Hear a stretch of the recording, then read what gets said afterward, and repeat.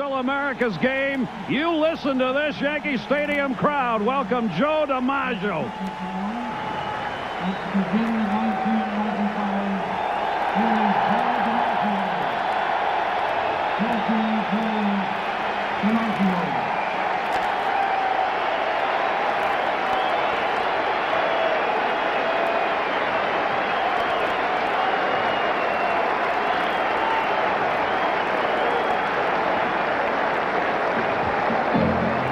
There are moments in baseball, folks, and that was one of them.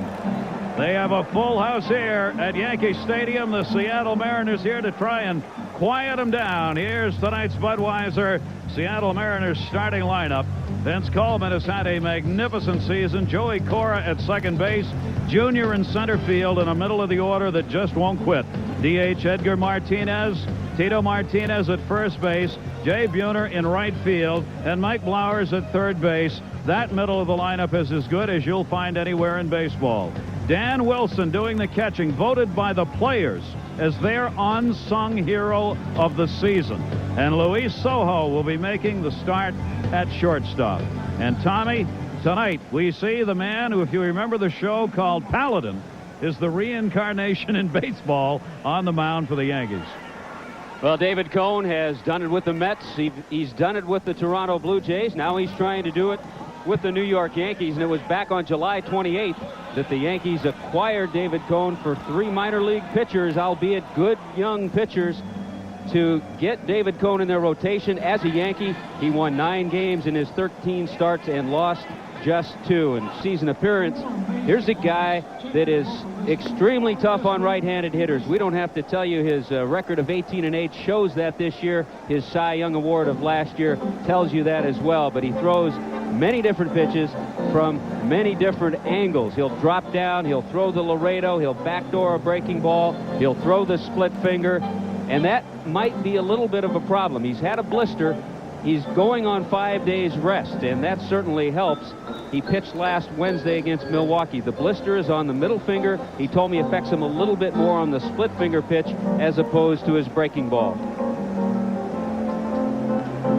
Defensively for Buck Showalter and the New York Yankees in this ball game tonight, I'll tell you what, a lot of gold gloves around the infield, 14 to be exact. 9 for Don Mattingly, 4 for Tony Fernandez, and 1 for Wade Boggs, who many thought might not start this ball game tonight. So the Yankees played solid defense in center field. Bernie Williams covers a tremendous amount of territory. There is the man who won it on the right, Randy Johnson, yesterday with a magnificent performance. Lou Piniella said, I never thought about taking him out. How could I take him out on his day? When Randy Johnson is going to put the game away, it's his. He won it, but they'll now get to use him only once. So Lou Piniella will rely on Chris Bosio to make the start in this one, and you can bet that guy, the skipper of the Mariners, will try and rev things up early for his team. We'll see them try and run, try and hit and run. Chris Bosio will try and get victory number 1, which in a 5-game series is probably the most important game that you play. We are ready to go there at Yankee Stadium tonight.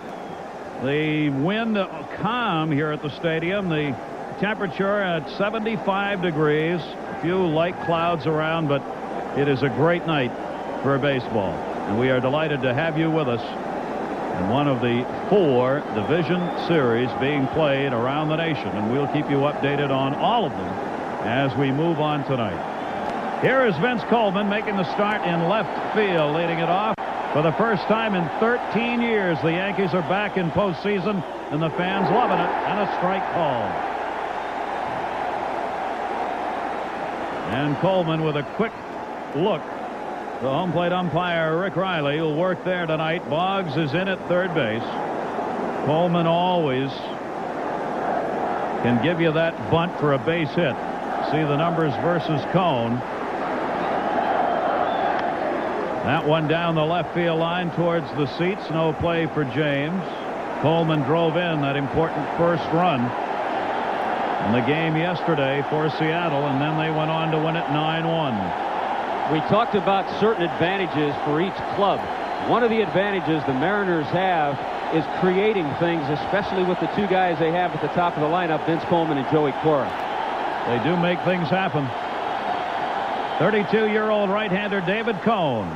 Breaking ball misses outside. Ball and 2 strikes on Coleman. For David Cone this season, 6th best in the league in ERA, 1st in innings pitched, and tied for 5th in strikeouts per 9 innings. He can really dominate, and he gets the K.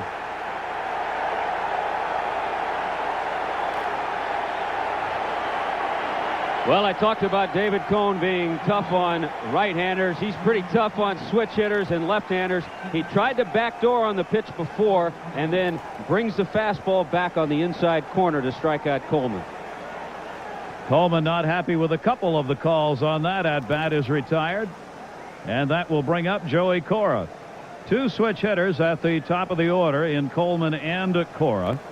Cora hitting .325 right-handed and .295 left-handed. Very solid numbers for a 30-year-old veteran who's bounced around the major leagues, but a magnificently solid season. 37 points higher in his average than his career average coming into the year.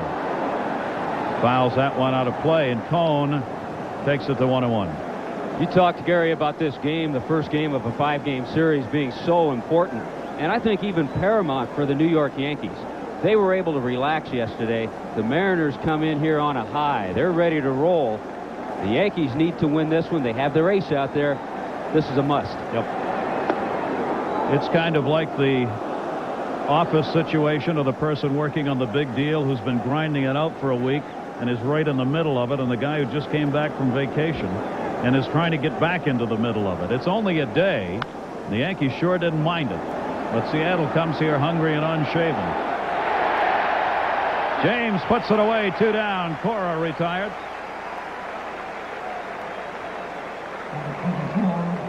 Two down, bases empty here in the first. And here is Ken Griffey Jr. And fair to say, perhaps the most incredible thing about the Seattle team is that they did it without him. The Seattle Mariners grew up this year. They learned how to play baseball and win games without relying on Ken Griffey Jr. 73 games out with that hand injury, that wrist injury, and they continue to win.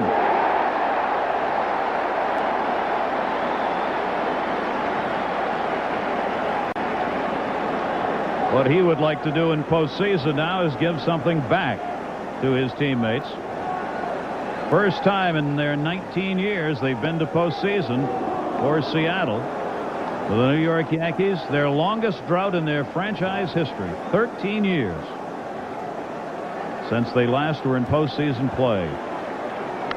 Griffey going down to get one, pops it up in the infield. Don Mattingly. David Cone retires the side in order. Due up, the Yankees. In order in their half of the first inning, and the Yankees coming up here in the bottom of the first are tonight's Budweiser Yankees starting lineup. Boggs has missed the last 3. Back tonight, Bernie Williams in center, Paul O'Neill, big bat in right, Ruben Sierra the DH, Don Mattingly at first, Deion James in left, Mike Stanley the catcher, Tony Fernandez at short, and Randy Velarde at second base. And for the Seattle Mariners, can they get a big win out of a 10-8? Chris Bosio. Also 32 years of age, but not the experience in postseason that David Cone has. Chris Bosio making his first ever postseason start. An assortment of pitches, throws all 4, needs to keep the ball down, and his pitching coach Bobby Cuellar told me he'd like to see a few more fastballs away, maybe take advantage of the deepness of Yankee Stadium, get some fly balls out that way. The club is 13-18 in games Bosio has started this year. He did beat the Yankees in his only appearance against them this season, and Bosio is 3-4 lifetime against New York. Wade Boggs, 4th best average in the league, will lead it off. .324 is how he finished, but a left hamstring kept him out of the last 3 games, and he did wonder whether he would play tonight, right up until really game time when he went out and put some weight on that left leg. Boggs will take it up high.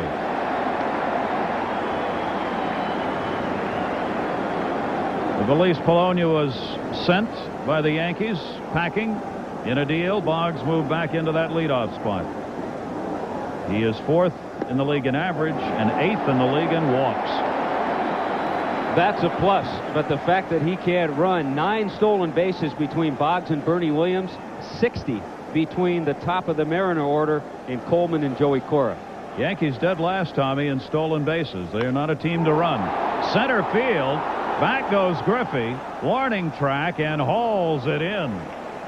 Boggs retired on a long fly ball. This 1995 Division Series game is being brought to you by Chevrolet. The cars and trucks 36 million people depend on every day. Genuine Chevrolet. Network MCI, how to get modern communications technology working for your business. And Beechwood Aged Budweiser, the king of beers. This Bud's for you.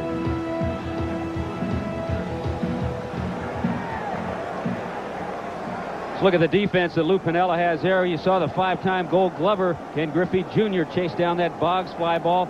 Nothing flashy in the infield. A strong throwing arm from Mike Blowers, steady in Soho Coro and Tino Martinez, and the surprise has been Dan Wilson, who's been solid offensively and defensively all year. The center fielder for the Yankees, Bernie Williams, 27-year-old left-handed hitter, takes Bosio's pitch inside for a ball. You wonder how this center fielder felt standing over there in the dugout, very close to another Yankee center fielder, as Joe DiMaggio is waiting to throw out that first pitch. Line to left field. Coleman reaching and makes the catch.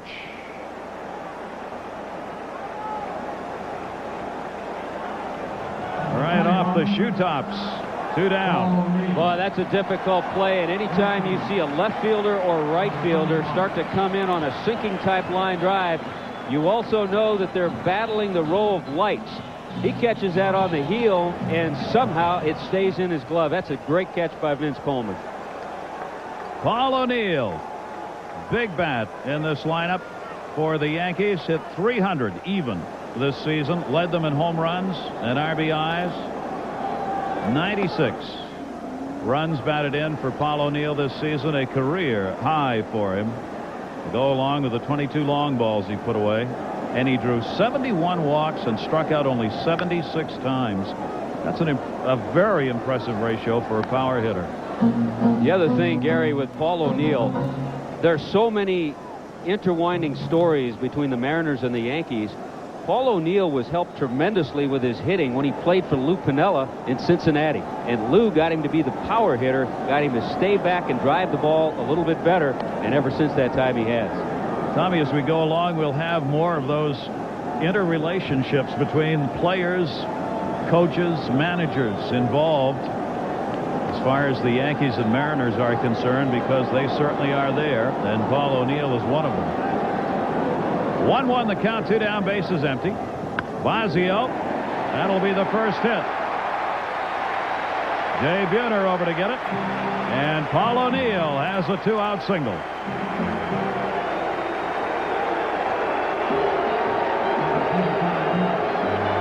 Nothing new for the offense to get hits off Chris Bosio. He gave up 211, 170 innings. He pitches around those hits, and that's what Piniella hopes he can do to stay in there 5 or 6 innings. Which, if you notice, 3 balls hit pretty well by the first 3 hitters. Chris Bosio was hit up hard during the year. 1 on, 2 down for Ruben Sierra, the designated hitter. Played 56 games with the Yankees. Sierra, a switch hitter. Finished .250 right-handed and .267 left-handed. Had 7 home runs, about equally divided, 4 left and 3 from the right side. 0-1 count, runner at first base. Out in front of the off-speed pitch. That's what Bosio has to do, Tommy. He does not have any overpowering pitch. He is what we refer to as a finesse pitcher to keep hitters off balance. Yeah, he uses the sinking fastball. He'll throw a slider, a curveball, a split finger pitch. He'll use that as his changeup. Right there, he pulls the string, has Sierra fooled on the pitch that's away. Opposition hit .313 off Bosio this year, a very high number, and it didn't matter if you were right or left. There was a 1-point difference. between right-handers and left-handed batters against Bosio. So you don't have to stack a lineup, and he doesn't have any particular side that he favors a hitter hitting from. 2-strike count. O'Neill being held at first by Tito Martinez. Good breaking ball, came back in and got him. So Bosio gets his first strikeout. No runs, a base hit, 1 left on. We're scoreless. We'll get you back to Mariners Yankees in just a moment, but first this update as the Reds are rocking Dodgers starter Ramon Martinez. Hal Morris in the top of the first with men on first and third and 2 outs. Lines one into the gap and scores Sanders and Larkin, both of whom had singled. Reds up 2-0, and then the next batter, Benito Santiago, takes Martinez deep. It's a 2-run shot. The Reds are on top now by a score of 4-0. Let's get back to Gary and Tommy. Very much, and boy, I'll tell you, if that stays up, Dodgers will be really disappointed, because the decision to go with Martinez rather than Hideo Nomo was because they felt he was the one they'd relied on all year, really, even though he hadn't had the publicity. What a great shot at Yankee Stadium, huh? We go to the second inning. Foul back by the designated hitter. Edgar Martinez, the league's leading hitter at .356.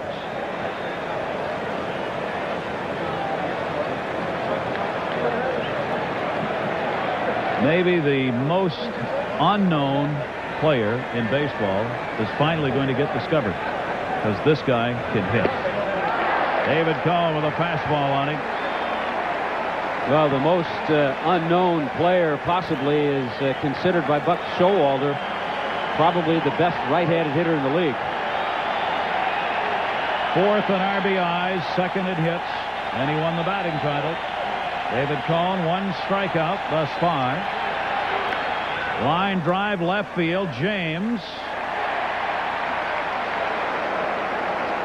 1 down in the 2nd. But that's the way he hits. A solid line drive even on the out. That's the way you get him out. Have him hit a hard ball right at somebody. Watch this solid swing. Stays on top of the ball. Quickness. He can pull the pitches inside. He hits the ball well the other way. That's what the Yankees were saying. If we pitch him away, we'll get in trouble because he'll just hit home runs down the right field line. So you have to really mix it up. Here's the other part of this double Martinez batting order. Tito, he too a magnificent year. He ended up 5th in RBIs. You've got back-to-back in Edgar Martinez and Tito Martinez, the 4th and 5th RBI producers in the American League. Breaking balls in, 1-1. And I'll tell you another thing they produced. Tino, Edgar, and Jay Buhner had 16 home runs and 33 RBIs against the Yankees this year. They were destructive. There is Buhner waiting on deck. 1 down here, scoreless game, 2nd inning. David Cohn jammed him off the 5th. Stanley coming back. And he will not have a play. 1-2. One of the ways you try to pitch Tino Martinez is to run things inside and tie him up. That's what David Cohn tries right here. Gets it in on the fists. And then in pursuit goes Mike Stanley. A lot of foul territory behind home plate here at Yankee Stadium. David Cohn, who struck out 191 during the regular season. Ahead on the count here, a ball and 2 strikes.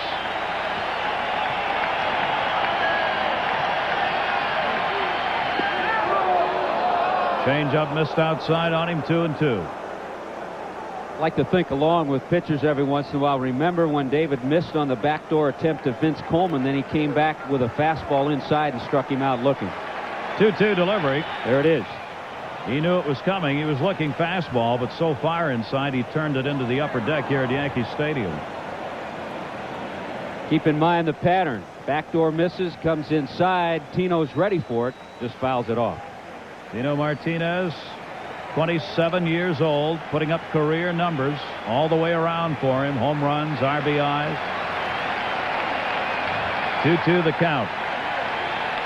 Off-speed pitch to right field, but he was a little out in front to drive it. It'll be hauled in by Paul O'Neill, 2 down. There's the variety of David Cohn. breaking balls, good fastballs, then the split finger, the fork ball that had Tino Martinez out in front. This is the middle of the order. David Cone must get through in this game. Griffey, Edgar, Tino Martinez, Buhner, Blowers. Such enormous power for a team that is third in runs in the league and third in home runs in the league. Fourth best in slugging and sixth best on base. They get them on and they get them home, often with a long ball. Jay Buhner takes it down low. We were talking about stories, Tommy. Here's another one. Jay Buhner, something to prove, coming back here along with Blowers. Could have been Yankees, but they're Mariners. Curveball catches the inside corner, 1-1. Well, at one time in the Yankee organization, both Blowers and Jay Buhner. Buhner was traded for Ken Phelps when the Yankees were looking for a left-handed bat to go between Dave Winfield and Jack Clark. Breaking ball missing down low, 2-1. David Cone, we were talking about Bosio and the high average. David Cone, the opposition, hit only .228 against him. Fifth best in the league. Very tough. Grounded hard to third. Wade Boggs. Mattingly retires the side in order. When we come back, that man will come to the plate. No score going to the bottom half of the second inning here at Yankee Stadium, where the New York Mets won 46 and lost only 26 this year. And they've waited 13 years for Don Mattingly to get this ovation. Number 23.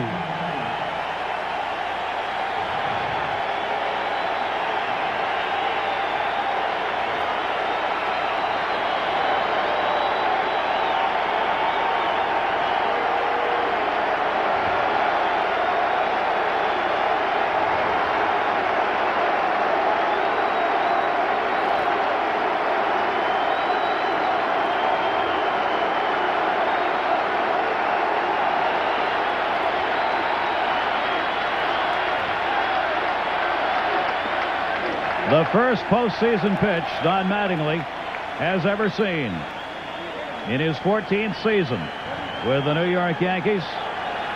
1,785 regular season games. Now, he was right at the top. Most games played without having appeared in a postseason game. And he hits this one to right field. It is going to stay in the yard. He got under it a little bit too much.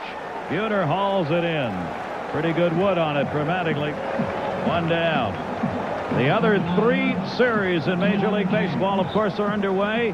They've got some rain in Cleveland that may get here to New York tomorrow. The Braves and the Rockies out there in Homerville, mile high up. Boy, they got a couple of guys on those teams who can hit them, and you see the Reds jumping out early against Martinez and the Dodgers. And we will keep you posted tonight as we go along. How about that matchup? Greg Maddux against the Rockies lineup in Colorado. Can you keep it on the ground? In the outside corner. James making the start in left field for these New York Yankees. Finishing up with a very strong 287 mark. Just a couple of home runs. On and off the bench for him this year. Breaking ball turned over outside by Bosio. 1 ball, 1 strike. Deion James, one of those veteran players that just get turning up somewhere in your lineup and picking up base hits. They love his left-handed bat in their lineup. And he's 12 for 23 lifetime against Bosio. He's hit him hard. Bosio with a breaking ball, check at third. Yes, he did go around. Larry McCoy, third base umpire, making the call on that one. 1 ball, 2 strikes on James. Hey, you can see how Bosio keeps hitters off balance. That time, James out on that front foot and couldn't hold back. Bosio 1 and 2. To first base. Martinez there. And James is retired. Soft line drive. 2 away. Another good example right there of Bosio. He doesn't have the speed of a David Cone, but he also knows he has to mix things up and still throw inside. So after having James out in front, he ran a fastball inside, not the fastball Cone has, and still tied up Deion a little bit. Right now, Bosio's on early in this game. He's got the Yankee hitters leaning away, leaning in, a little out in front, a little behind. He can do that, and really doesn't have to go. If he goes 5 or 6, Lou Piniella will be very happy with that tonight for Bosio. A successful 5 or 6 innings. Breaking ball tapped at home plate. It's a foul ball. Ron Stanley, the catcher up there for the Yankees, and you talk about some numbers and guys who didn't get a lot of credit for it. How about Stanley's season? 18 home runs and 83 RBIs with a .268 average. That's production. He is the new Mr. 0-1 pitch by Bosio, hit in the air to deep center field. Griffey's got room. It's 4:08 back there. Short of the warning track and puts it away. So both these pitchers on. Bosio retires the side in order. David Cone has retired the first 6 Mariners he faces as they come up in the 3rd inning. Want to remind you this Thursday is a travel day in the division series, so check out the most watched night on television, must-see TV, NBC Thursday. All new episodes, Friends, The Single Guy, Seinfeld, Caroline in the City, and the biggest drama hit on television, ER. They don't call it must-see TV for nothing. You can catch all the new episodes, NBC Thursday.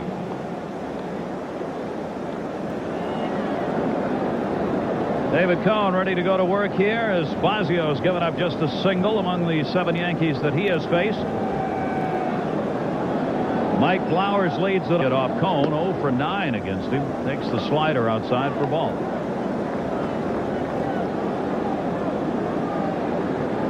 "30-year-old veteran who, as we said, had been with the New York Yankee organization. Played third base for the Yankees as well. Wade Boggs came over. That job was gone. Flowers, very good season. Another one of the integral parts for the Mariners this year. Yeah, there were different times when each hitter offensively took charge for the Seattle Mariners, and at certain times it was Flowers. Toward the end of the season, it was Buhner, early Martinez, Edgar and Tino. David Cone with a 1-1. That is really what has made this team this season and why they play with such confidence now. I don't think there's any question in the first half of the year this Seattle team looked to Ken Griffey Jr. to be the one because they know they don't have to. 2-2. And it all goes back to a lot of the credit going to Lou Piniella for keeping them all together when they knew they were going to be without Ken Griffey Jr. for 2-3 months.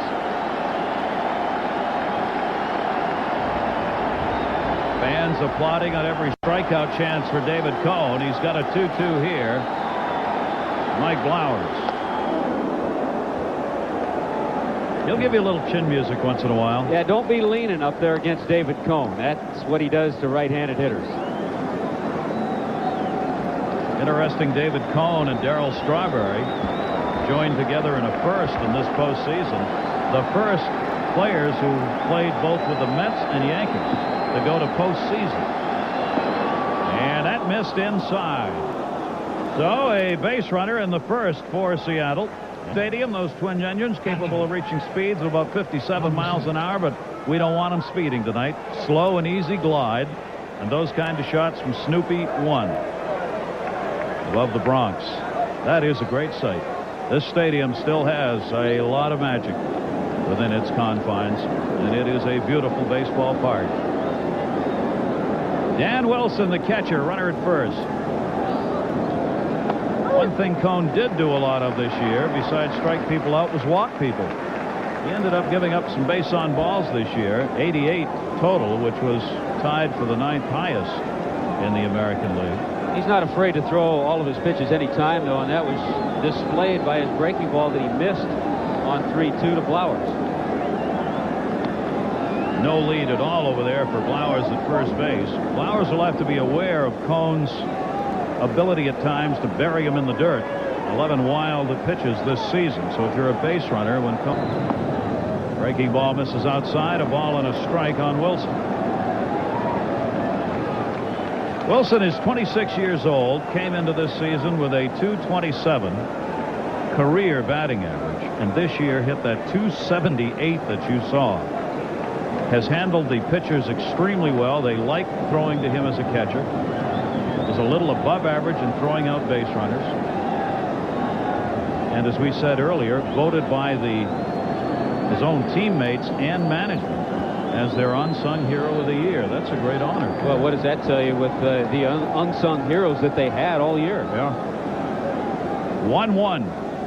Cohn's breaking ball catches the outside corner. 1-2. Deals, I think, worked for both ball clubs. Came over from Cincinnati with Bobby Ayala. Eric Hansen. Wilson is 5 for 12 lifetime against Cohn. Behind on the count here, 1-2. The breaking ball got him.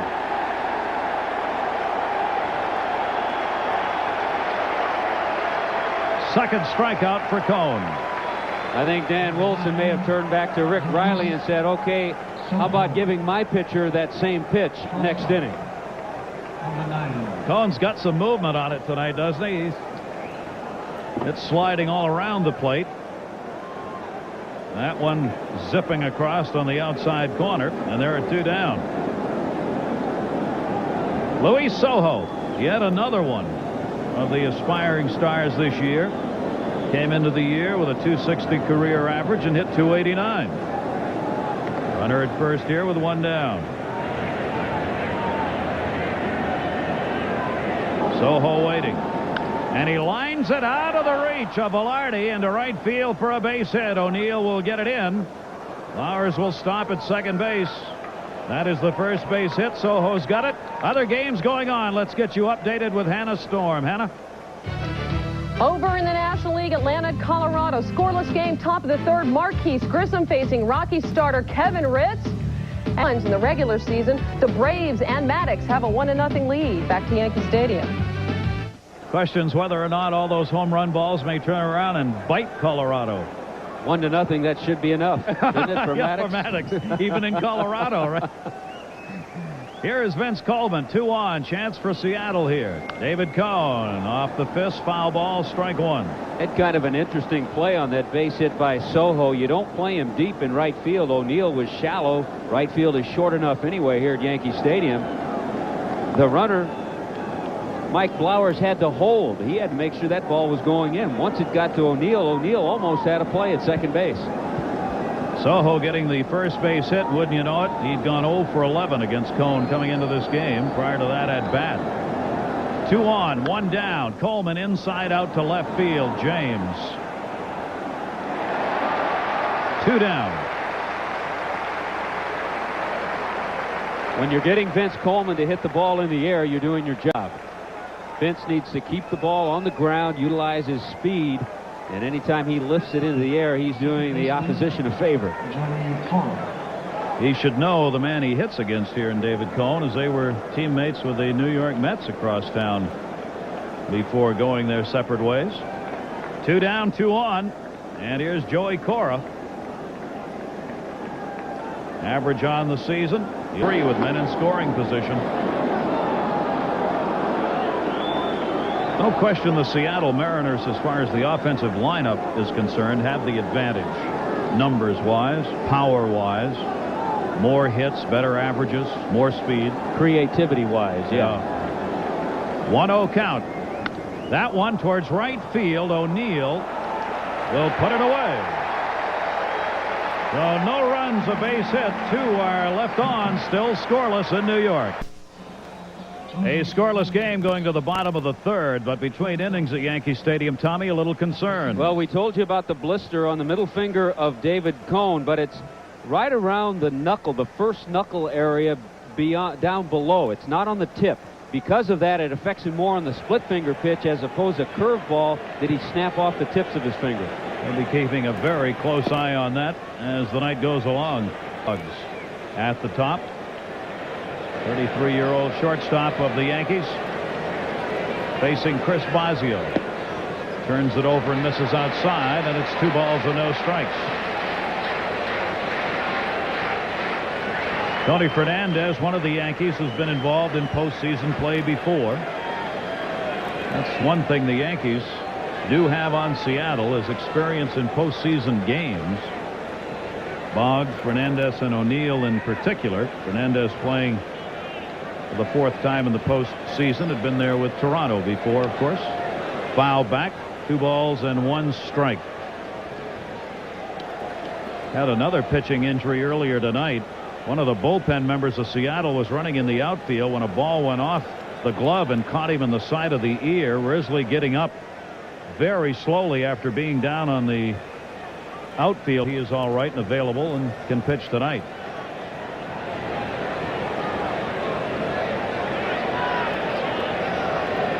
Tony Fernandez, the 2-1 breaking ball is a called strike. 2-2. Bosio is painting the corners on both right and left-handers so far. And Rick Riley, the home plate umpire, appears willing to give that to the pitchers tonight. Yeah, he's been consistent. Remember the 3rd strike to Dan Wilson, the catcher. 2-2 the count. Left field over towards the line, and there'll be no play. Souvenir.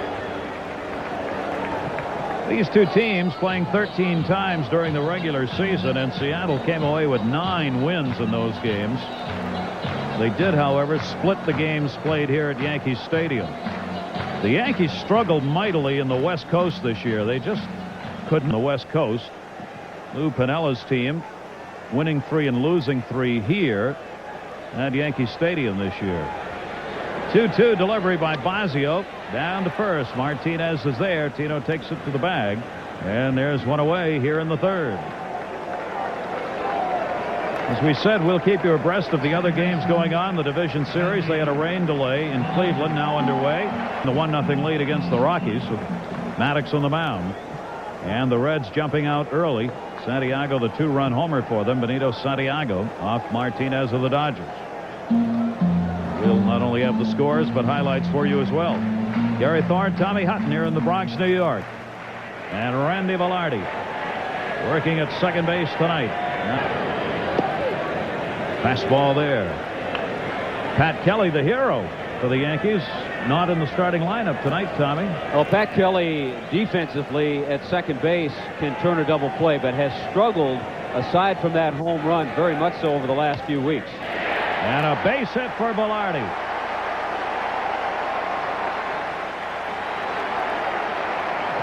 Second hit for the Yankees. Velarde, a 1-out single. And we talked about Dan Wilson being the unsung hero of the Mariners. I don't know if the Yankees have a vote, but Randy Velarde could be that for New York. He's an all-purpose player, can play third, second, short. They say he's been fielding as a Gold Glover over the last few months and has been hitting solid. So that's why he's in the lineup as opposed to Pat Kelly tonight. And the Midas touch of Buck Showalter continues as Velarde delivers the hit. Wade Boggs. We are all creatures of habit. Certainly Wade Boggs is one of us. The lemon chicken meal was eaten this afternoon, as he has done for most of his major league career. Lemon chicken before the game. This one to right field, hit deep, going back. Buhner at the wall, looking. Goodbye, home run, Wade Boggs.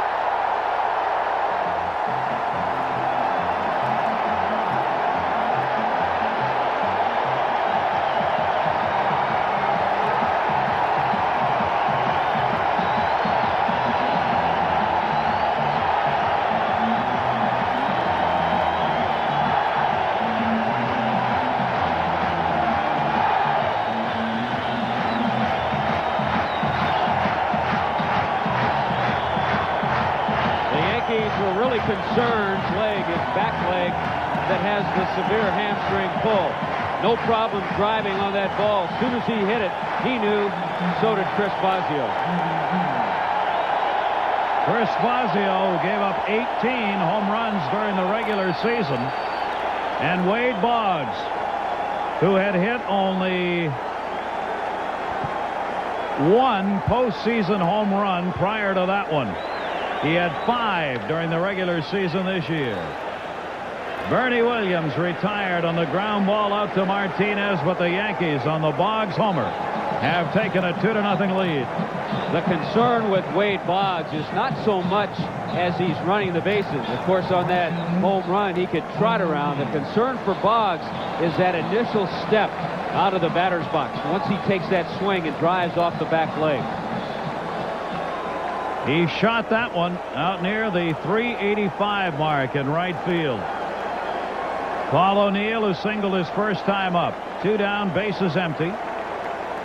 Yankees with 3 hits now and a 2-0 lead. And O'Neill takes it down low. Did go around, says Larry McCoy. Strike 1.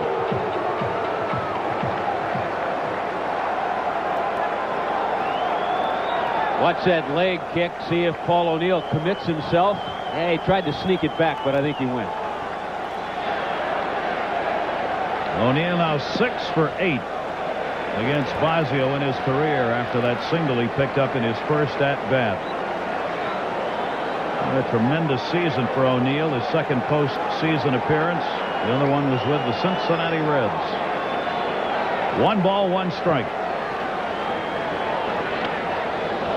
Drills it hard, but foul on the ground outside of first. 1-2. Well, the Yankees lighting it up here. Got a pretty good chance if you can get it out there to hit one of those bullseyes. Down that short porch and right. O'Neill likes the odds down there. 314 straight down the line here at Yankee Stadium in right field. Short porches both sides of the ballpark in the outfield, but then it gets mighty deep in a hurry. 1-2 delivery. Again, turns it over, misses outside. 2 balls, 2 strikes. Of course, a home run ball has always hurt Chris Bosio. Only Tim Belcher has allowed more for the year. And when a non-home run hitter takes you deep, then you have to worry about where your pitch location is and your selection. Up until that point, he made some pretty good pitches. 2-2 delivery. Went down to get it. Grounds it to second base. Joey Cora up with it. Over to Martinez, and that'll do it. But the Yankees on the homer by Boggs lead it. Will return to the Mariners Yankees after this from your local station. Talks with Dan Wilson. His catcher points to his head. Is he saying, I made a bad pitch, you made a wrong call, or Boggs is a smart hitter? Take a choice. They all apply here, seemingly. If we get that 4th choice of all of the above, maybe. 2-0 lead for the Yankees. 2-3-0 for the Yankees. 0-1-0 for the Mariners. And Griffey's up. David Cohn has walked 1, struck out 2. Griffey popped out to Mattingly in his first at-bat. He is 4 for 21 lifetime with 1 home run off David Cohn. Down low by Cohn. I still think, Tommy, in this Mariners lineup, if you're going to look at one player who we always talk about you don't want to be beat by if you're the Yankees, this is probably that man, huh? I'm sure that's who the Yankees talked about in their meeting, too. Because you're also at a part in the lineup, and kind of a bonus for the Yankees, a plus to get that home run from Boggs. Now Buck Showalter has his pitcher out there pitching against the heart of the lineup that has really destroyed New York pitching this year. 1 ball, 2 strike count.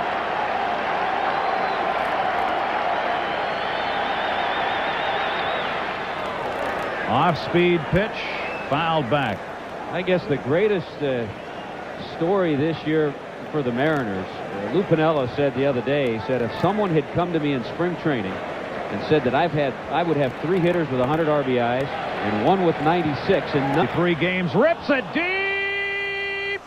Goodbye, home run hitting the facade of the upper deck at Yankee Stadium.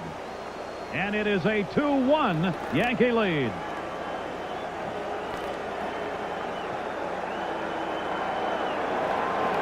Folks, that was a shot.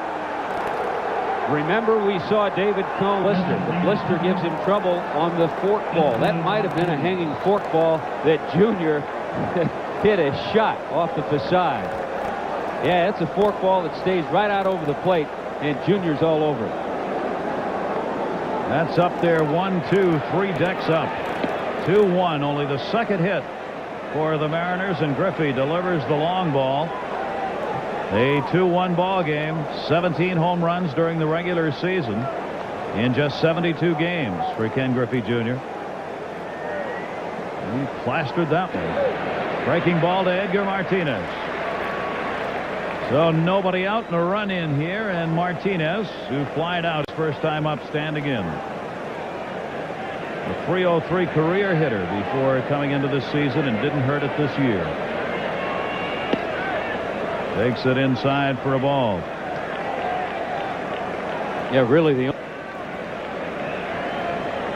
Edgar Martinez, .383 against the Yankees, 7 home runs and an incredible 20 RBIs against New York in 13 games. Wow.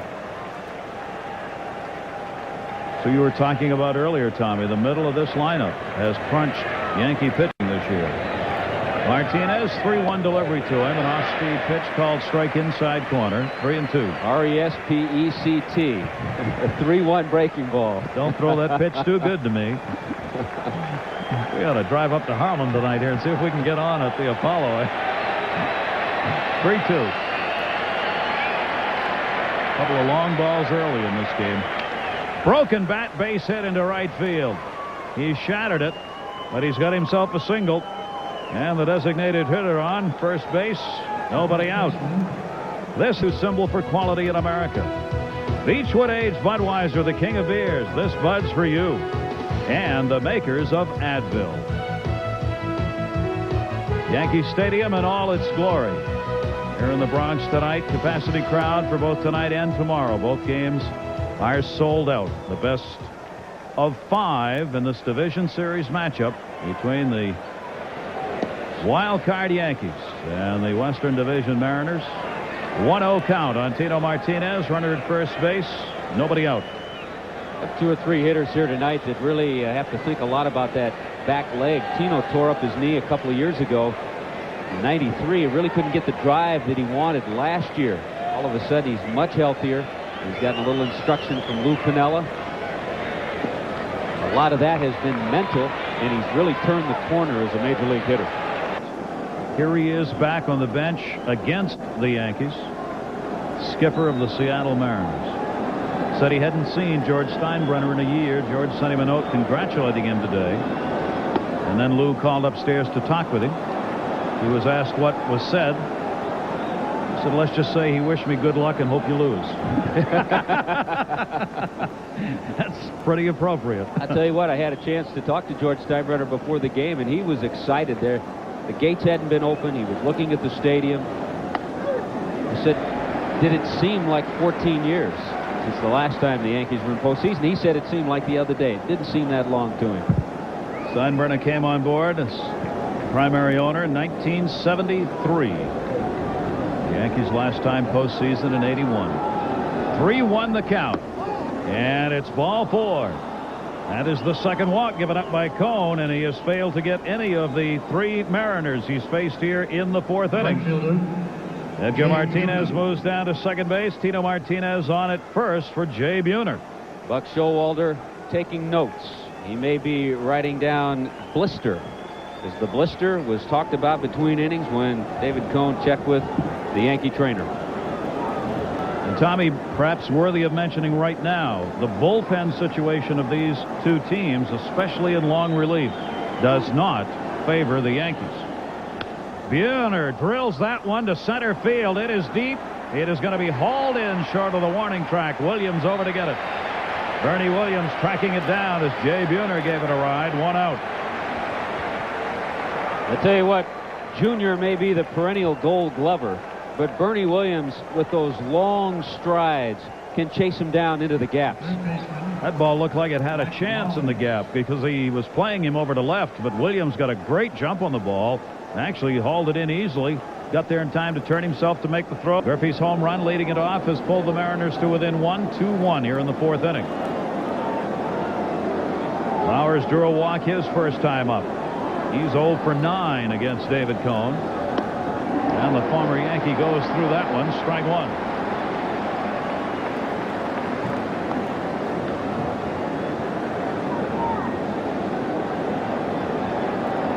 Thing about David Cone, he's so smart out there that even if the blister is giving him problems with the splitter, he'll go with an assortment of other pitches. Flowers, who played for the Yankees 89, 90, and 91, now coming back to the Mariners, hoping to do some damage here. Runners at first and second. By Blowers coming around the way he did this year, it allowed the Mariners and Lou Piniella to free up Edgar Martinez from playing third base and put him in that DH. 1-1 the count, 1 away. Runners off first and second. 1 ball, 2 strikes. In the back of his mind, Blowers has breaking ball. because of his inability to hit Cone, he struggled. You mentioned 0 for 9. He knows he swung at a lot of bad breaking balls. So Cone exploits that and fires a fastball by him. Mike Blowers, 319 with runners in scoring position for the M's. David Cone ahead on the count, 1-2.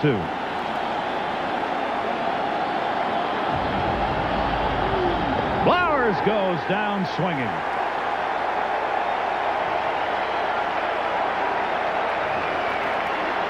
Three strikeouts for Cone. And again, watch what pitch he comes with. Painted fastball on the outer part of the plate, and Blowers doesn't get to it. Keep that in mind. Next at bat, I guarantee he doesn't see as many fastballs. You can't hit that pitch, Tommy. That's so. Dan Wilson gets the opportunity now. 2 on and 2 down. Yankees leading it 2-1. Breaking ball hit towards third. Oh, what a night for Boggs already. Wade Boggs saves at least a run and maybe more.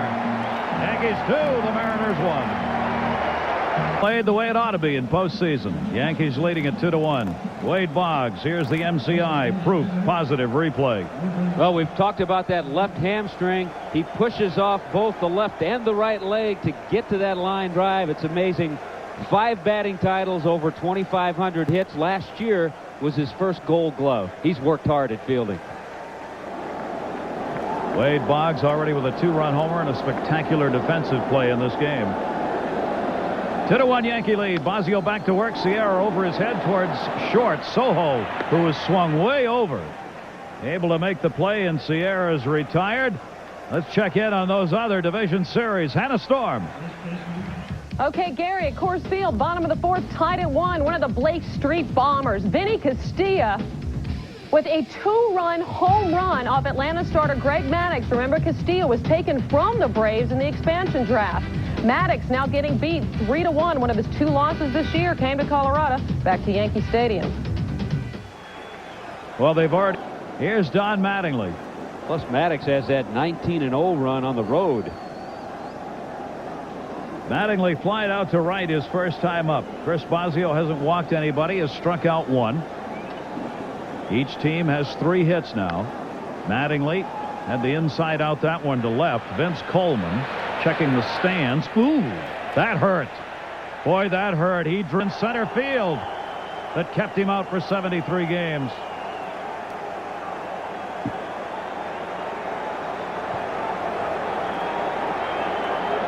Well, there's no way really to get around that, because if you're in left field or right field and you have a beat on a ball and you think you can make the catch, you get over down that line and start to reach in, and all of a sudden, bang, bang, right at the same. Towards left field.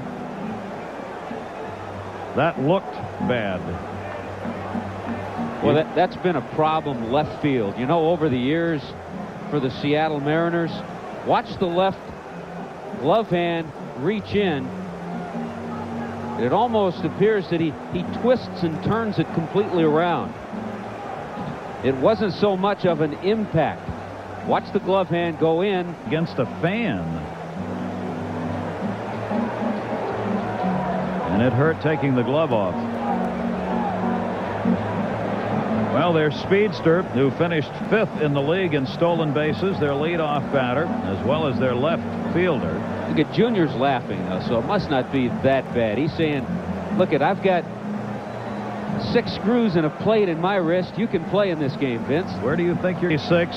Ken Griffey Jr. standing there with him was the man who made this play in center field on the fly ball. Same type of thing. You watch his left hand. Oh. He reaches out. The right hand is okay, but it was the left hand that jammed into the wall, and that's when he injured and broke his wrist. He came back and is playing. Coleman looks like he's going to stay, if that smile means anything. What did he say to 5 game 4 of the National League Championship Series? A freak accident on that tarpaulin that kept him out of the rest of the playoffs when he fell in and literally had the tarpaulin grinding him up in St. Louis. In St. Louis. So Coleman stays in. The question is, when he goes back in and tries to grip a bat, he can play out there glove-wise, but what's he going to do when he tries to hold a bat? It'll remain to be seen. It was a foul ball, so Mattingly remains up. 2-strike count on him, 1 down, and the base is empty here in the 4th inning. 2-1 Yankees on top. And Bosio missing with it. A ball and 2 strikes. Wanted to just finish my thought on Coleman and left fielders for the Mariners. They've had trouble out there. Once they acquired him, solved a couple of problems. Who was going to be in left field, and it gave them that man at the top of the lineup that could steal some bases and get on. He has done that, and he's a refocused player, I think, after being down in the minors for a part of this year. Suddenly realized it was not all a given. The 1-2 delivery to Mattingly. Left center field. Griffey. 2 down. Mattingly 0 for 2 in his first postseason game. Second out here in the 4th inning. Deion James, who lined out softly to first base, stands in here with 2 away and nobody on.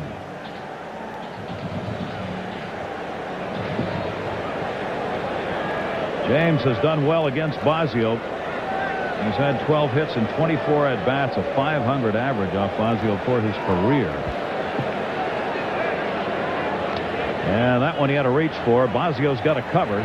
Martinez the flip, gets there in time. Good inning, a 6-pitch inning. Question remains, can Vince Coleman stay in this game and hit? 2-1 Yankees.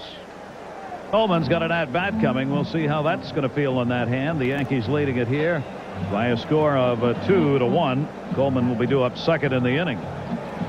Tomorrow night at 8 o'clock Eastern at 5 Pacific, the postseason baseball will continue. Game 2 of this division series. We'll be right back here in New York. Yankees hosting the Mariners. Regional coverage of Game 2 begins tomorrow night at 8 Eastern, 5 Pacific, right here on NBC.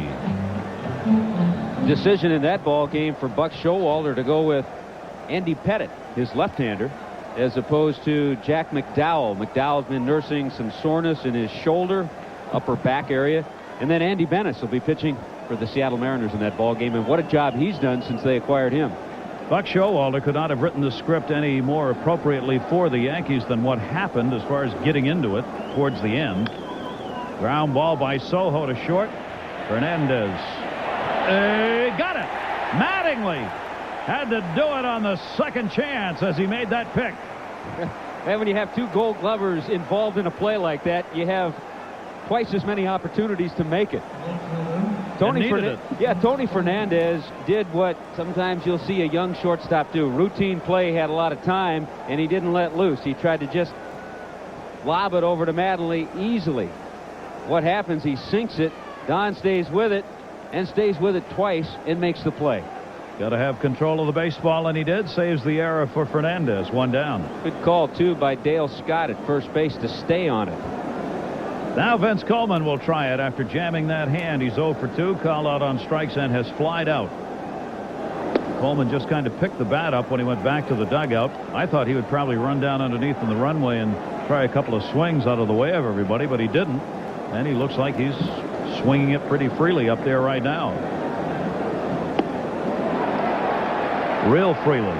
1-1. Remember, it's his left hand, his glove hand. Look what hand he takes off the bat as he tries to hit that inside fastball. It's hurting. It's hurting. And it will only get stiffer as the night goes along. 1 down, base is empty. Coleman. Mattingly started over, hustles back, takes the flip just in time from Randy Velarde.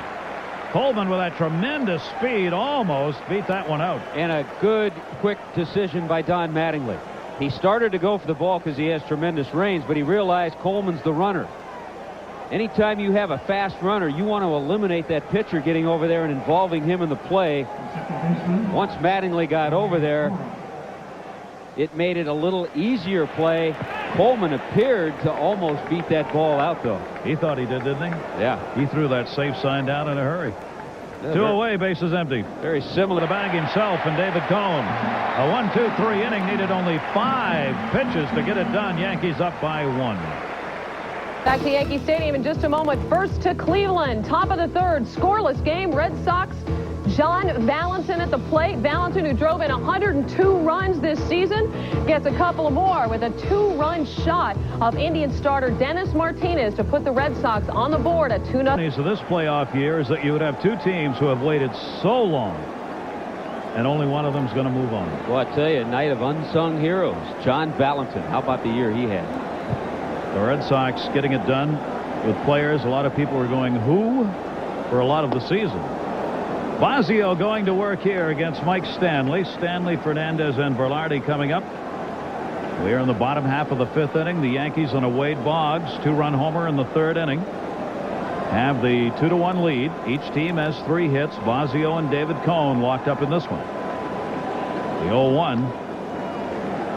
1-1. You really have to like the way Chris Bosio has come back after the home run to Boggs. He's retired 5 straight now. Had a nice 1-2-3 inning last inning. And here's a guy who's battled some injuries too over his career. A couple of knee surgeries at different times. And one of those steady batters. Not a guy you like out there in a game like this. Tenacious competitor. The 1-1 to Stanley. Hard to third. Backhanded. Flowers. Can he do it? Yes. Stanley retired, one away. The beautiful shots from above Yankee Stadium. The MetLife blimp Snoopy 1 under the command of captains Russ Adams and Charlie Graham. MetLife blimp cruising about 35 miles an hour around tonight, about 1,200 feet above Yankee Stadium, and a great night for it to be up there. One of baseball's truly beautiful shots. Gary Thorne, Tommy Hutton, delighted to be here with you. Thanks for joining us tonight. Game 1. We'll be right back here tomorrow night for this division series between these two teams. Game 2 tomorrow. And a travel day. Teams move on to Seattle for the final 3. Bosio working here with the bases empty and 1 down. Tony Fernandez fouls the first one back. Always have to be alive, and I notice Mike Blowers at third base is for Tony Fernandez in trying to slap a bunt by you. He'll do that. Not lay it down. He'll try to slap one by the third baseman and push it. He loves to just kind of wiggle that bat and then rip one a line drive over somebody's head, especially at third, because you have to play in. Blowers is doing that in this game. He's already on the grass at third base. 0-1 count, 1 away. Fernandez grounded out to first. His first time up, takes that one down low. 1 ball, 1 strike. Good movement on his pitches the last couple of innings. Saw Dion James end the 4th inning trying to pull that sinker away. That time Tony Fernandez laid off of the pitch. 1-1. And he catches the outside corner. Bosio has the 1 win against the Yankees this year in just the 1 start. That was back in Seattle on August 25, a 7-4 win over Andy Pettit, who was the pitcher for the Yankees in that game. And Bosio in his career 3-4 against New York. Fernandez with a 1 ball, 2 strike count.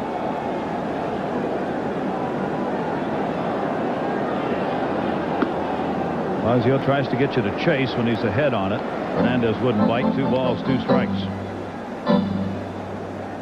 Both these teams were great home teams. Mentioned the Yankees record earlier. Somewhat ironic. Both teams won 46 games on their home field. The Seattle Mariners lost 27. The Yankees lost 26. 2-2 by Bosio. Just missed. 3-2. There's an example of a pitcher throwing a ball but having great control, because that's right where he wanted to put that pitch. So intense. First 3 ball count he's had in the game. It's a 3-2. And he'll have to do it again. Tell you what, he didn't give in either. He still went right back out there on the outside corner. 32-year-old veteran who won't give you anything. You're up there 3-2. You're saying he's going to come after me, something right down the middle. He goes low and away with a fastball in the corner. He's had good movement on his pitches too today. David Cone has been able to see the ball moving. 3-2 for the second time. And they'll do it a third time as Fernandez fights it off. Keeping you updated, the Braves coming back. It was 3-1. Now trailing by 1. Maddox going for the Braves in that game. Just trying to keep it in the yard out there in Colorado. Just demolishing home run records for home runs per game and in a season this year. 3 balls, 2 strikes. Third time Bosio will try it against Fernandez, and ball 4. Fernandez wins the battle. And you're exactly right. He did win the battle. He never gave in. Bosio never gave in. But Tony Fernandez fouled off a couple of those tough pitches and finally worked it until Bosio missed with it. Second baseman, Randy Velarde. Randy Velarde.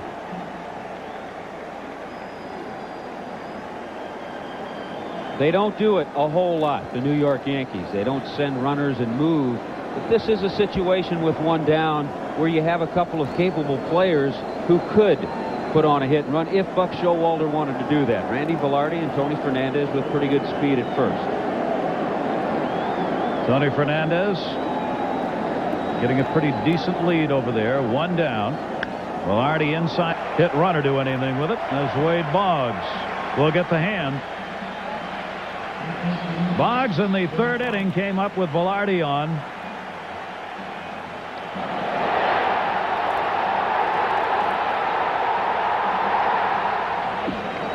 And delivered the homer. His second postseason home run of his career. He had only 5 during the regular season, and he hit 4 of those 5 here at Yankee Stadium. And he gets the shot here tonight, giving the Yankees the 2-1 lead.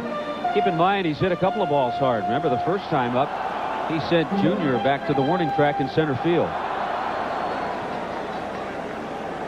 Sammy Mejias, one of the coaches for the Mariners, making sure the outfield is aligned. They bunch Boggs. They pull him up into the gaps and give him both lines.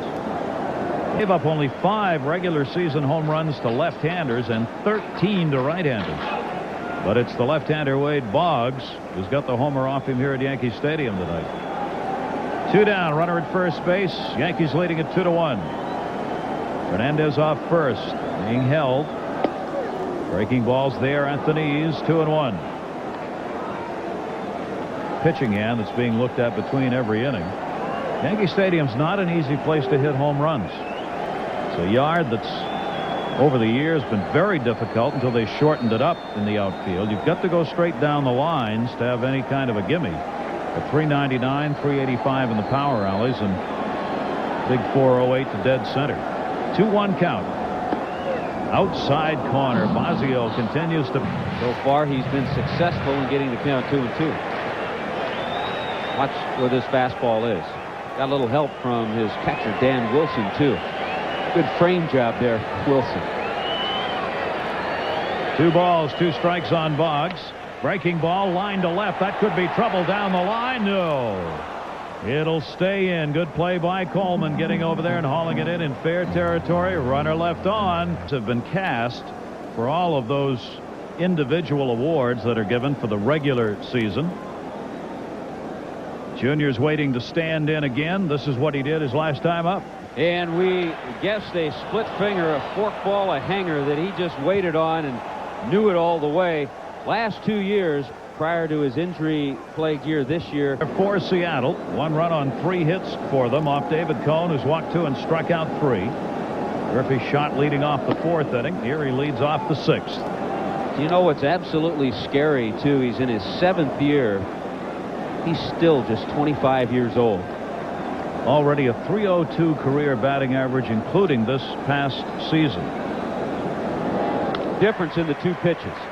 The one was a hanger more on the inner part of the plate that he didn't have to reach so far for. Watch this one. Still goes with the splitter, only but it's on the perfect part of the plate away, and that's about all Junior could do with it. Hit the shallow fly to right field. 1 away. So that tells me the blister must be all right because he came back with the same pitch. You can be sure they're toughening it up over there with whatever they use, the brine or salt or whatever happens to be the remedy of the day for the blister. Edgar Martinez winning his 2nd batting title this season with that .356 mark. Won it in '92 when he hit .343. A .313 career hitter, 32 years old, and he was born right here in New York City. Did not spend a lot of time here, however, in his youth, as he was raised in the Caribbean and played ball there, where he has spent his entire career. 1-1 pitch to him. Cone staying away. 2 balls and 1 strike. Well, we've talked about the meat of the Mariner order, what they've done to the Yankees this year. There's a good look. Edgar, Tino Martinez, Jay Buhner. Look at all that damage. Those are incredible numbers. Fouled off into the upper deck. No wonder the Mariners won 9 of the 13 games against the Yankees. Trim. Jay Buhner, the bone. I think he's worshipped in some religions. I'm not sure, but that face. They had Jay Buhner haircut day at the Kingdome this year. 2-2 line drive and a base hit into center field. Edgar Martinez has his second hit. So the league batting champion is 2 for 3 off David Cone in this game. 1 out 6. Have it going. The Red Sox behind Roger Clemens up 2-0. See, even when you fool Edgar Martinez, he picks up base hits. His hit prior to that, he got jammed, broke his bat, sent it into right field. That time he was out in front and fooled, still got a hit. It was amazing at getting that bat on the ball. Tino Martinez a walk and flied out. You saw the New York edition of Cone. Have haircuts like Jay Buhner. You can find a construction cone anywhere in this city. Just pick one up, no one will miss it. People drive over them anyway, so what's the difference? 0-1 count on Tino Martinez.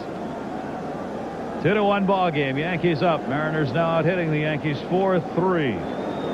It's a spectacular sight here at Yankee Stadium tonight. They struggled to get people here all year. They didn't struggle tonight. They sold out the tickets they had remaining, and over 100,000 of them for a couple of games in a hurry. And they've just jammed it in.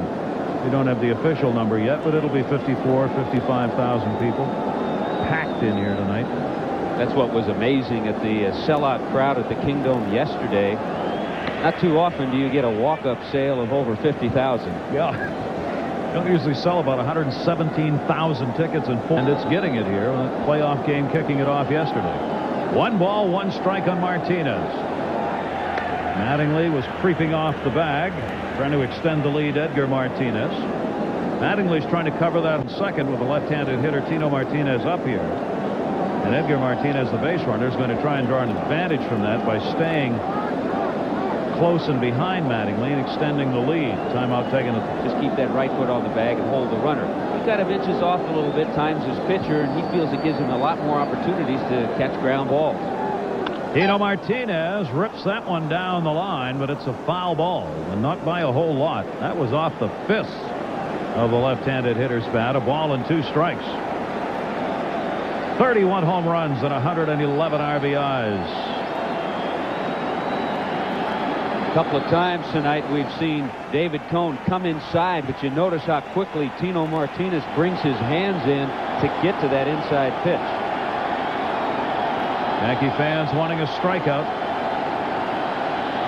1 down, 1 on. 1-run Yankee lead, 2-1. Cone takes too long for Tino Martinez.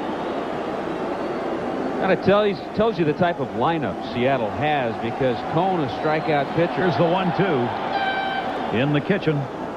2 balls, 2 strikes. Stanley wasn't sure he had that. The Yankee catcher flipped the mask off and then looked in the glove as that one darted inside on Tino Martinez. Yeah, again, he tries to go inside, and a nice play by Mike Stanley. Look how quickly he flips the mask off to take a peek at Edgar at first base. To the breaking ball, and it's 3 balls and 2 strikes. Did not go around on the swing. Well, inside, outside. After going inside, he throws him the forkball away, and Tino's not biting.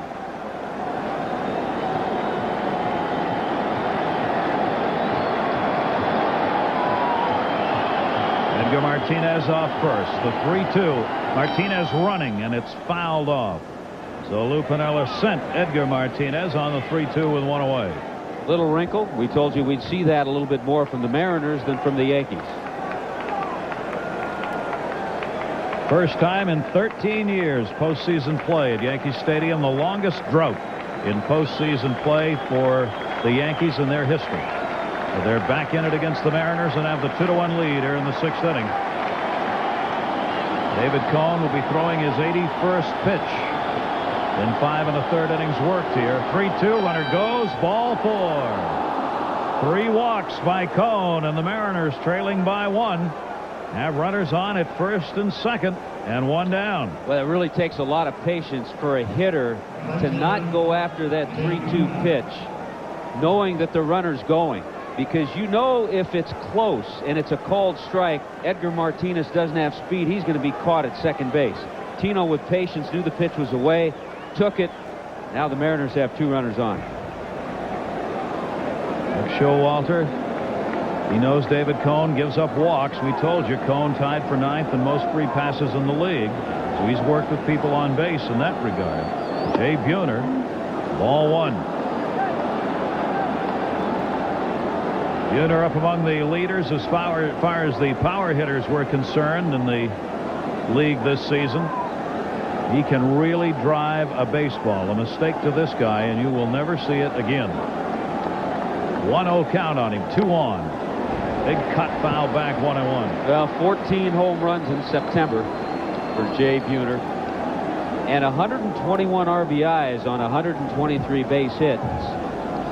That's the best ratio ever. Almost did the impossible. Ended up with more RBIs than hits.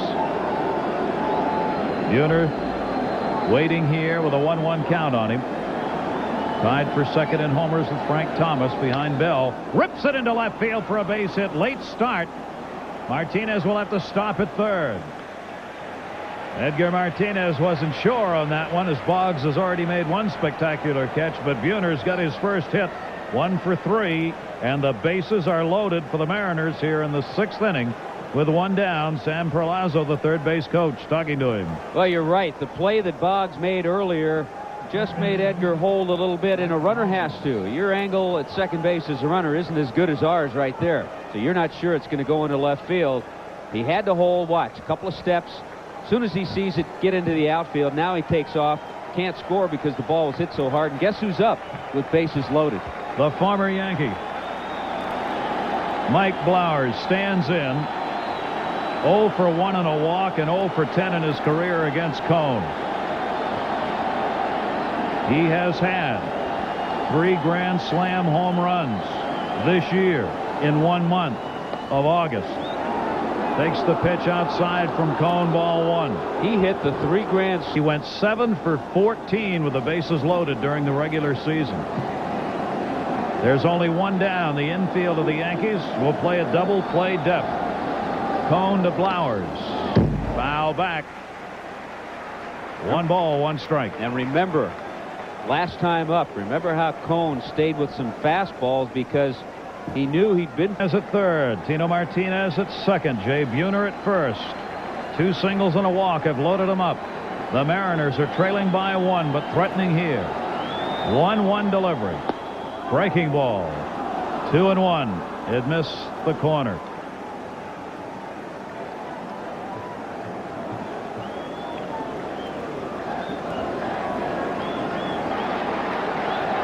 Cone, who was spectacular with the Yankees, in trouble right here. 2-1 the count. 2-2. Boy, now he's got him thinking. He drops down a little bit. We told you earlier how many different angles David Cone can give a hitter. He drops down on Blowers, gives him a breaking ball, makes him think a little bit, and now he's not sure on a 2-2 pitch coming up.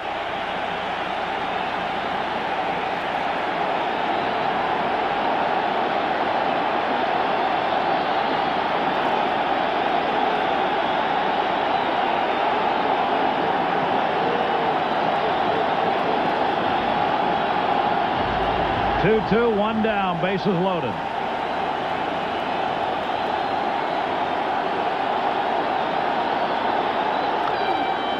Blowers fights it off to keep it at 2-2. He hit into 18 ground ball double plays this season. He is not a speedy runner. Neither is Jay Buhner, the base runner on at first. If Cone can get a ground ball here, he has a real shot at getting out of this inning with a double play. The Pope is coming tomorrow. The King is already here.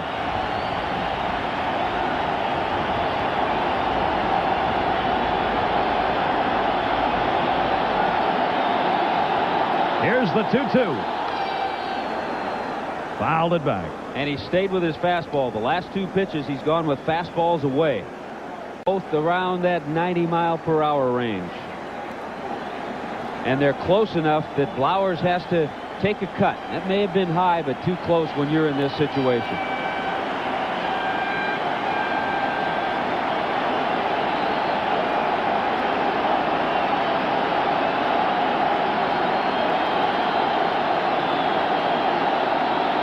Two. Bases loaded. 3 balls and 2 strikes on Mike Blowers, who just took a very deep breath. His first postseason. Edgar Martinez, Tino Martinez, Jay Buhner, the base runners. David Cone will be throwing the 26th pitch this inning. Struck him out.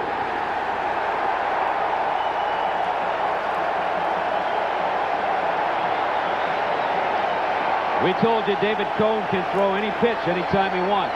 Had him thinking fastball. This at bat probably set up from his last time at bat, and he strikes him out with a slider.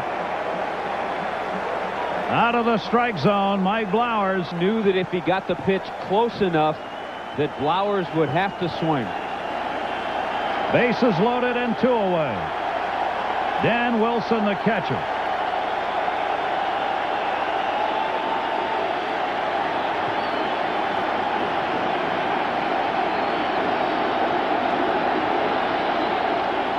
Strike 1.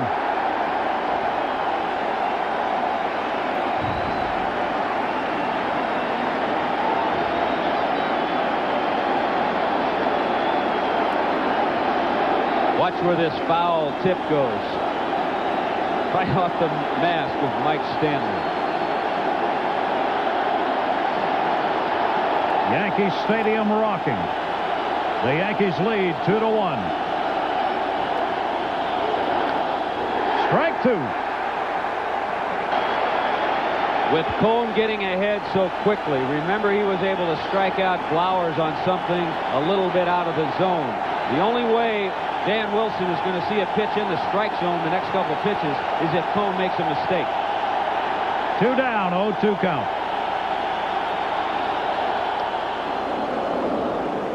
Mariners left 2 on in the 3rd inning, 2 more on in the 4th inning. They have the bases loaded here in the 6th. David Cone, having to work with the bases loaded and 1 out, struck out Blowers. Ahead on the count here, 1-2 to Dan Wilson.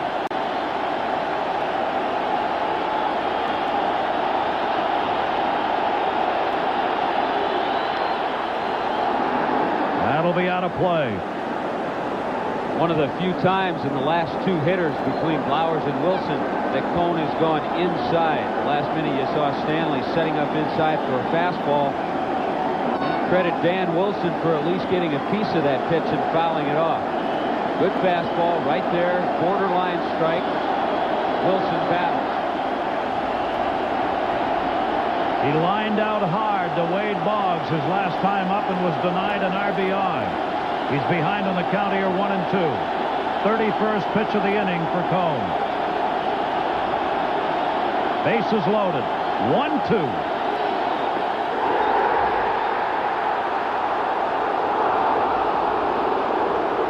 Dale Scott, the first base umpire.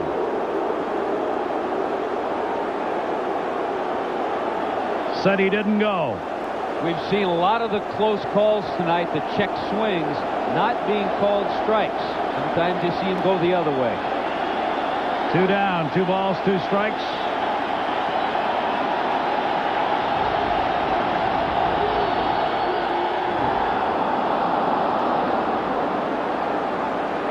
So David Cone could not get him to chase 1 out of the strike zone. It's 3-2. And keep in mind, this started 0-2.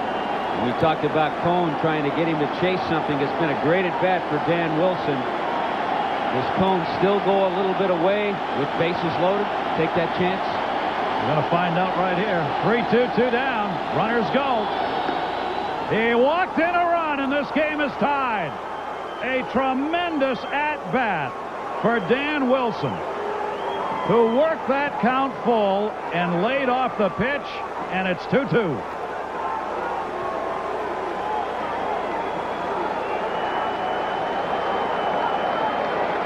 Shortstop, Luis Soho. The fourth walk given up by Cone.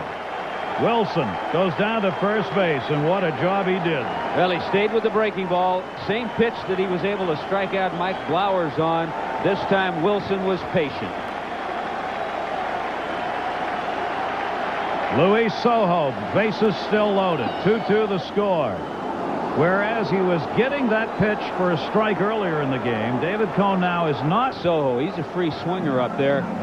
But speaking of walks, Nardi Contreras, the pitching coach with the Yankees, now will head to the mound, and the Yankees get some action in the bullpen. Mariano Rivera starts to loosen up.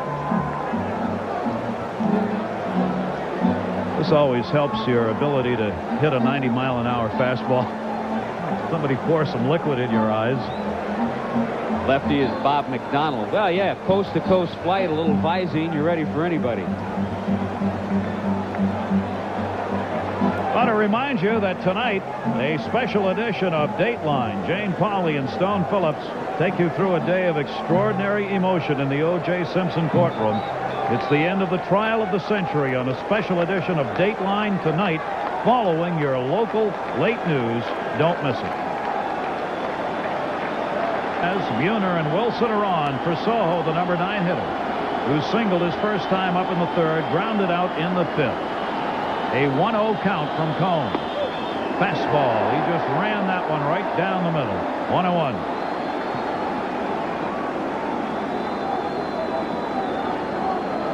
Soho, who had 39 runs batted in. Playing at shortstop for the M's, and a chance to lace one here. Foul back, 1-2. Soho with those 39 had 3 very big ones yesterday. Another unlikely hero.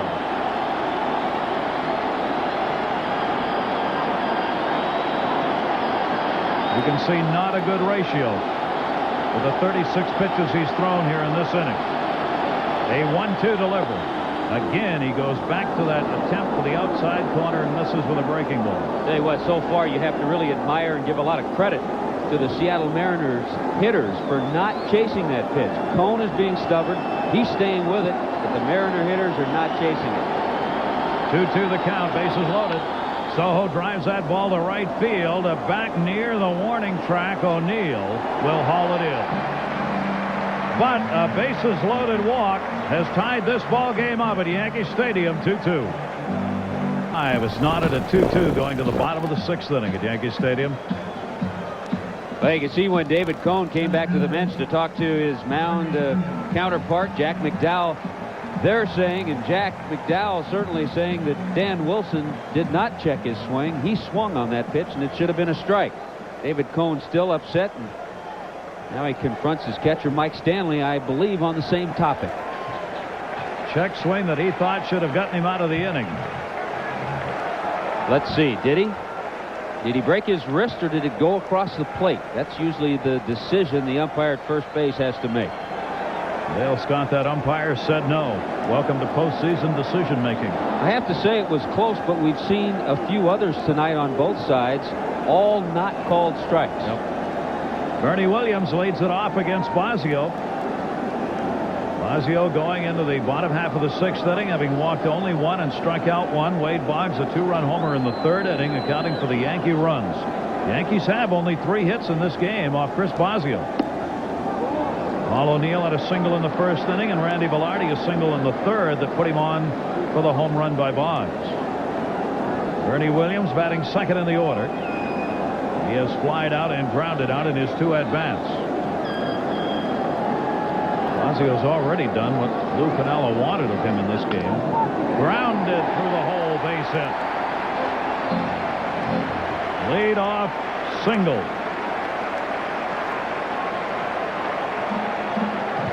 Had there not been a playoff game, this is the man, Randy Johnson, who would have been starting this game 1 and would have been available to pitch 2 games. They had a playoff game. Lou Piniella went with his ace. He went the distance.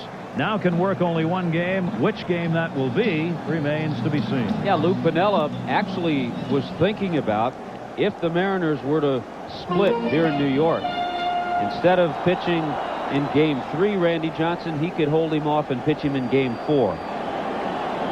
First time the Yankees have had the leadoff batter on. Williams at first. O'Neill takes the breaking ball for a strike. Keep in mind, too, it was a long inning for Chris Bosio to sit into the dugout. Right-hander Bobby Ayala starting to crank up his fastball and forkball. You don't hesitate to make moves as a manager when you're in postseason play. Paul O'Neill waiting with a throw to first. Tino Martinez holding. Bernie Williams at first base. The reason, too, Gary, in the Randy Johnson decision, if he were to pitch Friday, that would again be on 3 days rest. And I know Lou would love to be able to have the luxury to give him that extra day. What a performance he had yesterday. Is he overpowering or what a year he had. 0-1 delivery. O'Neill grounds it towards second base. Cora stops it. Got to go to first. And just got it over there in time. A slow motion 1 hopper by Cora. Williams goes down to second base, 1 away. This 1995 Division Series game is being brought to you by Lexus Luxury Automobiles, the result of a relentless pursuit of perfection. The most prescribed medication of its kind is now for heartburn. Tagamet HB. And Burger King, where you can get your burger's worth. Well, we told you they aren't flashy in the infield for the Mariners, but they seem to get the job done and make the plays when they have to. Joey Cora got over there, knew that if he could scramble up and at least 1 hop at the first base, he'd get the out, and he was able to complete the play. Good play by Cora. Looked like a slow motion throw going over there. Here's Ruben Sierra 0 for 2. Chance for the designated hitter of the Yankees to take advantage of getting that runner moved up. Sierra, of course, coming over to help Phil in the middle of this lineup, and particularly in that number 4 spot on July 28th, acquired from the Oakland A's. A tremendous major league hitter, 273 major league average, including this season for Sierra. 1 on, 1 down, 2-2 ball game. And always the power threat, over 200 home runs. And missed outside with that one. 1 ball, 1 strike. The Yankees, when they signed Darryl Strawberry, when they acquired Sierra, all of a sudden they got themselves in a position with too many players who could really only DH. They tried Strawberry and Sierra in the outfield. They were disappointed with the way they played. So that's why Strawberry is on the bench as a left-handed bat. 1-1 delivery. 2 balls and 1 strike. Bosio being very careful here with Ruben Sierra. 29 years old. He's put up big numbers against Bosio. He's a .294 career hitter against Bosio with a couple of home runs off it. He has faced Bosio, as far as at-bats are concerned, more than any other Yankee in the lineup. Runner at second base, 1 down, 2-1 delivery. Sierra lifts it. Infield pop-up, foul territory. Blowers, Wilson the catcher, and Wilson's got it. He and Blowers collide in a play where usually the third baseman would call off the catcher. Not that time. Yeah, it's really tough. There's so much noise with this capacity crowd, and you get so pumped in postseason that you want to make every play. Wilson is there, but so is Blowers, and it really should be the third baseman's play, but Wilson has all that gear. He takes charge and makes it. Well, here's what the theater of baseball is all about. Don Mattingly. 2 down. Game tied at 2. Bernie Williams, the Yankee base runner, at second base. Well, 6 years pitching with the Brewers, his 3rd year with the Mariners. Chris Bosio hasn't had this opportunity ever. First time in postseason. And the same for the man he'll face at the plate. making sure with Dan Wilson on what they're going to throw Mattingly here. They have a few options. You could go over pitching to Don Mattingly, and if you miss on the first couple of pitches, you don't have to pitch to him. First base is open, even though the on-deck hitter is a left-handed hitter, Deion James. But you have to tell yourself, who do we want to beat us here, Don Mattingly or Deion James?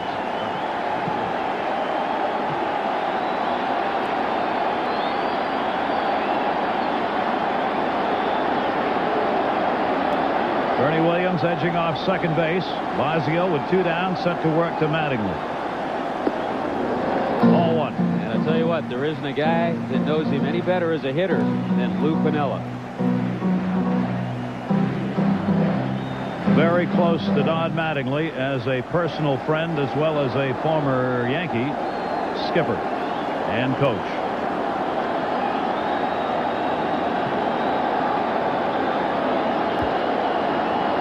Bosio's 1-0 delivery. Mattingly takes it away. 2 balls and no strikes.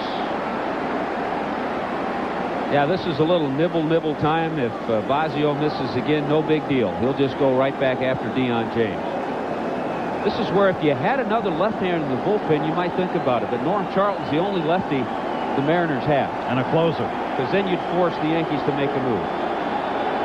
2 balls, no strikes. Mattingly taking. It's a strike 2 and 1. All tied up at 2-2 in game 1. David Cone and Chris Bosio have been in charge in this game. Nelson and Ayala now warming up. Ayala's been warming up in the bullpen. Nelson joins him. 2 ball, 1 strike count.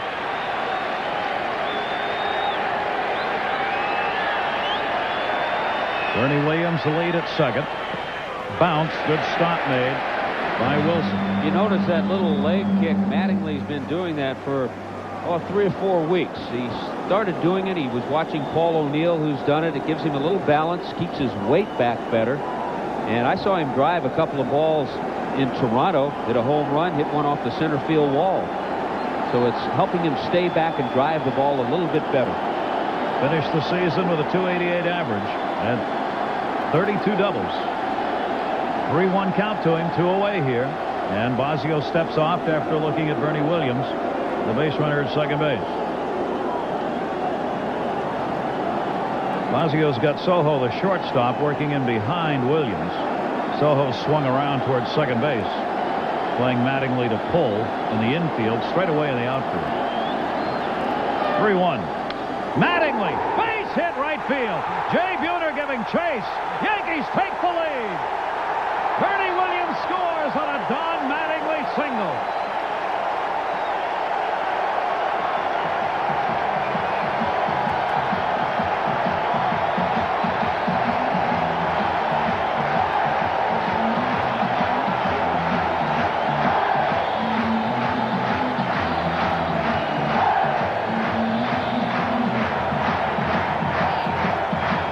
Well, he finally makes that mistake with the fastball up and out over the plate. Mattingly waited 14 years. He hit a couple of balls hard his first 2 times, but he wanted that first postseason hit to mean something.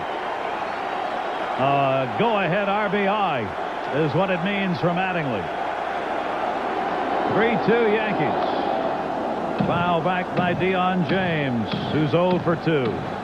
Bosio has now given up 3 runs on 5 hits. Really surprised he got that good of a pitch to hit. Probably not intended that way, Tommy. The way Bosio had worked him. That's right. Is he pumped to play? He could not wait. Start of this game, he's running in the outfield, and the fans gave him a thunderous standing ovation. And he tipped his cap and clenched his fists. And now he's delivered. 0-1 the count. James takes the strike, 0-2. The Reds well out in front of the Dodgers. Piazza putting up a solo homer. They're in the 6th now at Dodger Stadium.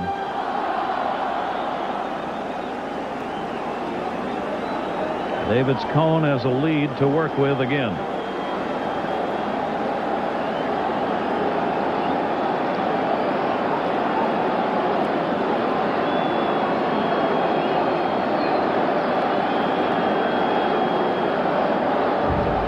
Bosio, long look at first. Breaking ball misses. Deion James leaning out. 1 ball, 2 strikes.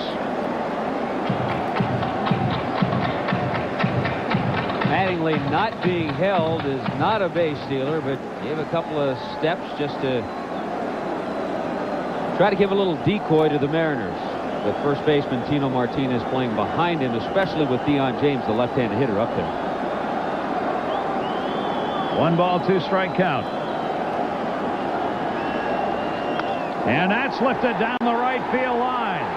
Buhner over to get it. Mattingly on to third base. Throw to second. Runners at the corners for the Yankees.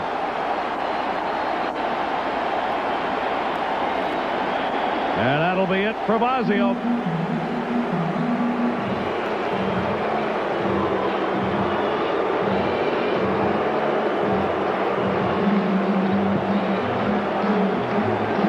Yankees leading at 3-2. Have 2 on with 2 down. New pitcher coming on for the Mariners. Great then, and I guarantee it feels greater to him right now after that base hit that's put his Yankees ahead. So the captain with a big hit, he changes. Jeff Nelson comes in. Gerald Williams is running too.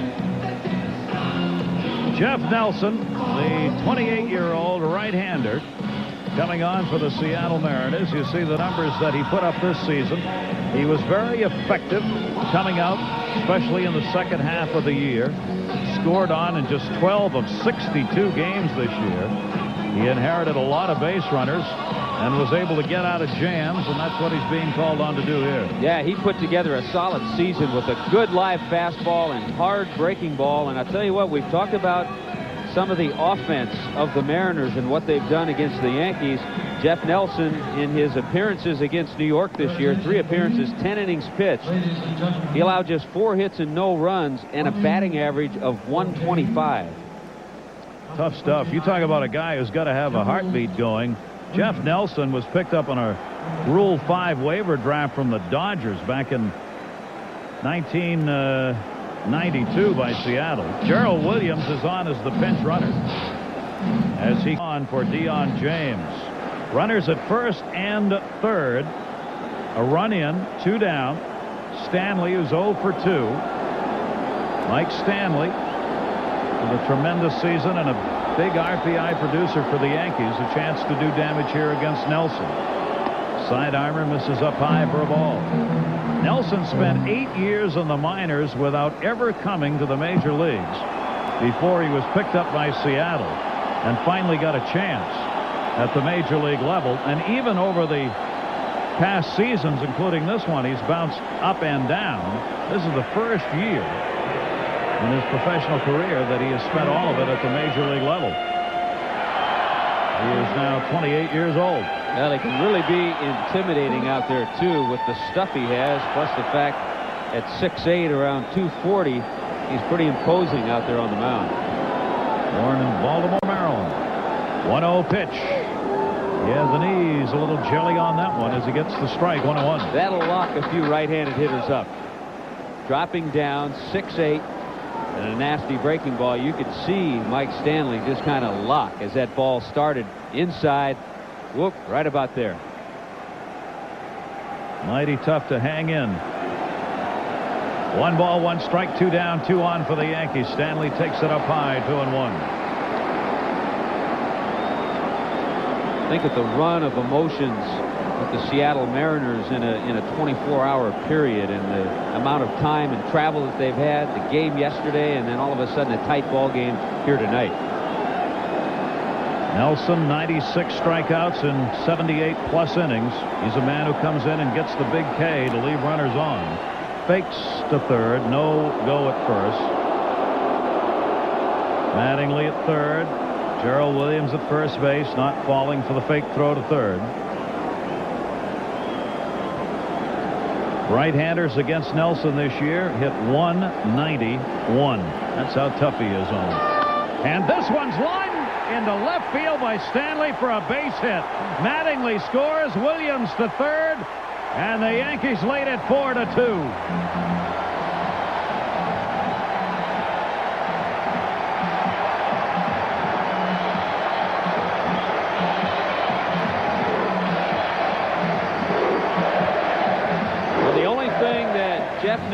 didn't do was show Mike Stanley another pitch. I don't want to say you can feel comfortable up there against him, but he came back with about 3 of that same pitch all in a row. Stanley finally settled in, stayed with the pitch, didn't get locked up on it, and drilled it into left for the hit. What RBI production by Stanley as he drives in Mattingly, who has picked up the other RBI this inning. Now first and third for Tony Fernandez. Don Mattingly coming across with the Yankees' 4th run. Fernandez has drawn a walk and grounded out. Gerald Williams at third, Stanley at first. The run charge to Bosio. Off the fists outside of third. 2-strike count on Fernandez.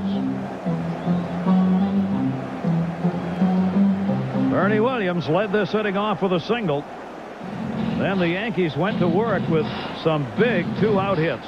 Mattingly, Dion James, and Stanley all have delivered 2-out singles that push across a couple of runs. And this coming after the Mariners had tied this game up in the top half of the 6th. Nelson's pitch grounded by Fernandez to second. Cora to Soho, and that will do it. But the Yankees come up with a couple of runs in the inning on 4 hits and take a 4-2 lead. This from our local. Williams will stay in the ball game, and he will be in left field for Dion James. Straight up change as he pinch ran for him. All the ingredients with Coleman coming up. When he injured his left wrist, he stayed in the ball game. Remember, he showed some evidence of that on a swing his last time up. All the ingredients of a bunt. Mariners need a runner. His wrist is sore. He needs to get on base. Fouls the first pitch back. Had Wade Boggs moving in at third base on him. We go to the 7th inning here at Yankee Stadium. Mariners have not been able to get people home tonight, leaving the bases loaded in the 6th. 2 on in both the 4th and in the 3rd. David Cone, 4 walks, 4 strikeouts for the Yankees. Misses inside with that one. 1 ball, 1 strike.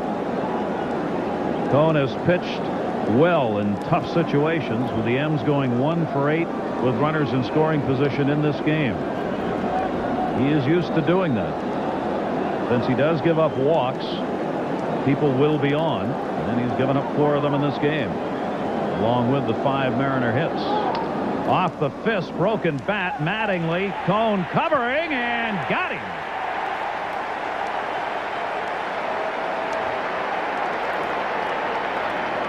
Boy, a very similar play in the 5th inning on a ground ball to the right side. Remember, Mattingly went out a couple of steps, then went back to the bag. This time he fields it, but knows it's going to be a close play and has to get it to Cone.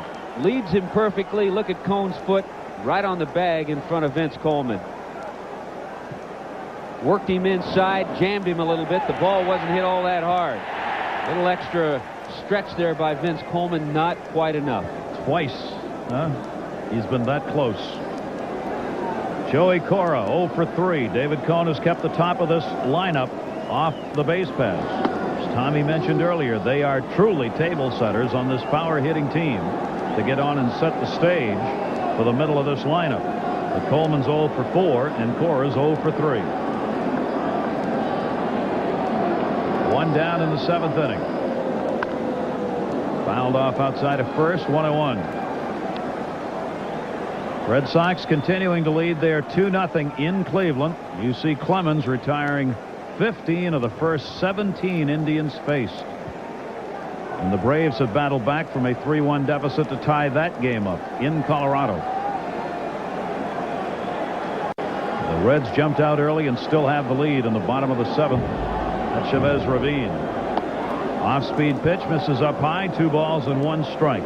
All of these series, of course, in game 1, all starting tonight and all continuing tomorrow. And Tommy and I will be right back here tomorrow night for game 2. 2 ball, 1 strike delivery by Cone. Joey Cora takes it up high. 3-1. Yes, the interesting decision in that Red Sox Cleveland series for Boston, for Kevin Kennedy, is to not go with Tim Wakefield until game 3.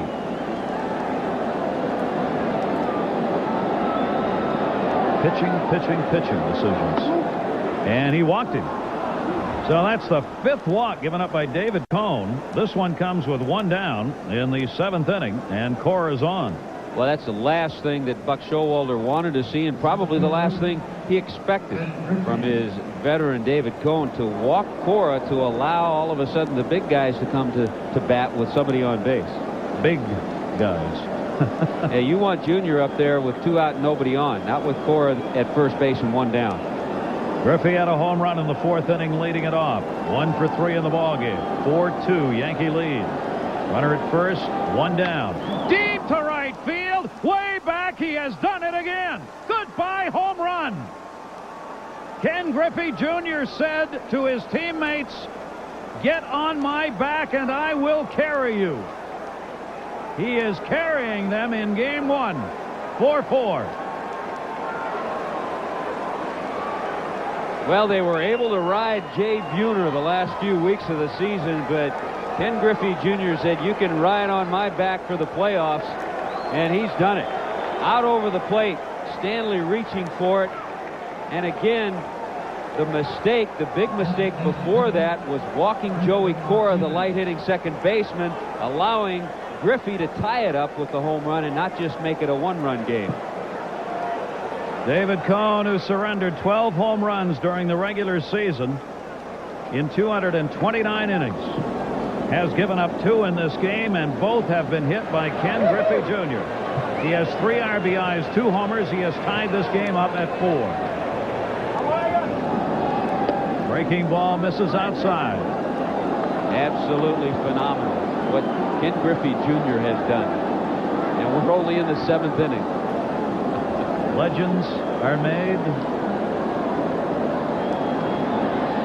2-0 delivery. That one down the right field line will curve foul off the bat of Martinez. Well, I thought I saw Ken Griffey Jr. talking to Reggie during batting practice. There's Bob Wickman warming up for the Yankees. And it was probably Griffey saying to Reggie, "Watch this." 2-1 the count. Martinez already has 2 hits. He's gone 2 for 3, 2 singles and a run scored. Well, he had set the tone. Not only did his home run tie the game, it's quieted this crowd, and it has completely turned things around. 3 ball, 1 strike count. Miguel Martinez fouls it off, and the count is full. 3 balls and 2 strikes.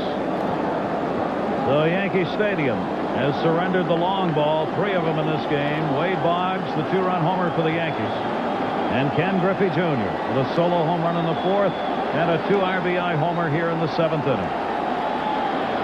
Edgar Martinez, designated hitter for Seattle, draws the walk. 6 walks now by David Cone, and there's still only 1 away here in the 7th inning. This Seattle Mariners team is one that had a battle from behind all season long. They do not get down in games, and they're proving it here again at Yankee Stadium in game 1. Well, on August 2nd, they were 13 games behind the California Angels. And if not, Gary, for the wild card, there was a time when the Mariners may have unloaded some of their high-priced talent, such as a Randy Johnson somewhere, maybe even an Edgar Martinez. But because they had in the back of their mind they had a chance for a wild card berth, they gave it a shot. They picked up an Andy Bennis. They picked up a Vince Coleman. Not only did it turn out that they get into postseason, they blew right by the wild card berth, and they won a division. 13-game comeback, the 3rd greatest in Major League history for a Seattle team that finished up winning 17 of their last 22 games. The Braves have now taken the lead over the Rockies. It was 3-3. Now 4-3 Braves in the 8th inning. Now Tino Martinez, 1 down, runner at first. Cone misses out. 120 pitches have now been thrown by David Cone in this game. You can't say that the 6 walks are an indication that blister on his pitching hand is hurting, because he does walk batters. Keep in mind, last time he pitched was last Wednesday. When he worked against Milwaukee in that game, it was on 3 days rest. First time he'd done that in about 4 years. Now here he is working on the 6th day with 5 days in between. That's why I see the 6 walks too, I think. Yep.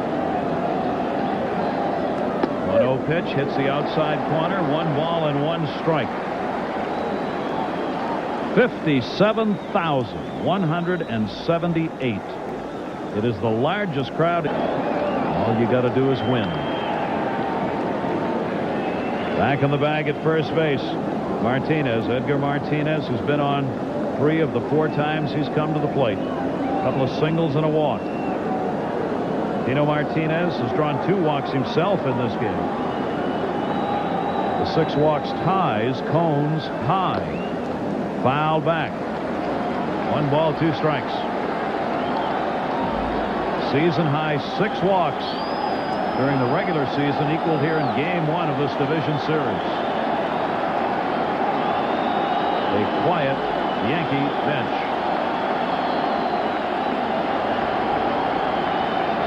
One ball, 2 strikes, 1 away.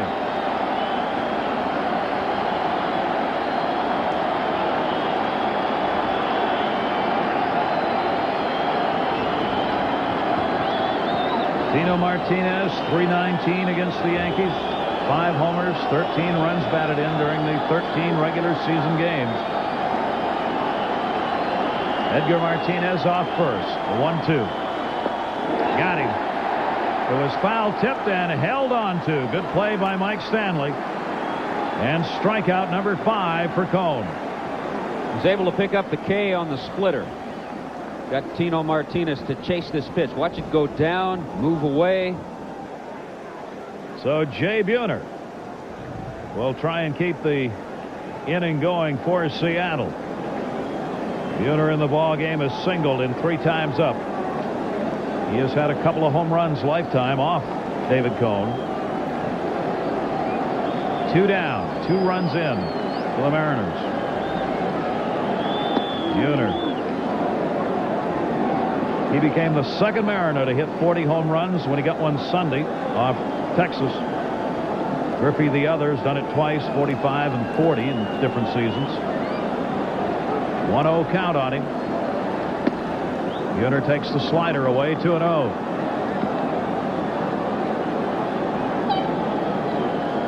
Yeah, look at this. It was a 2-0 lead for the Red Sox. The Indians have come back to take a 3-2 lead. Eddie Murray, an RBI single as part of that comeback for the Indians. I think they're rocking out there. Inside corner. Buhner stepped away, but it caught it. 2-1. They better be. It's the home of the Rock and Roll Hall of Fame. If not for Ken Griffey Jr., Jay Buhner might not be wearing a Seattle uniform. He was pretty much signed, sealed, and ready to go to Baltimore with a nice big contract, and his good buddy try to make a few waves with the Mariner organization. Junior said, let's keep this guy around. He drives that to right field. O'Neill making sure Bernie Williams knows he's got it, and he does. But Griffey Jr. has delivered a 2-run homer and tied this game up.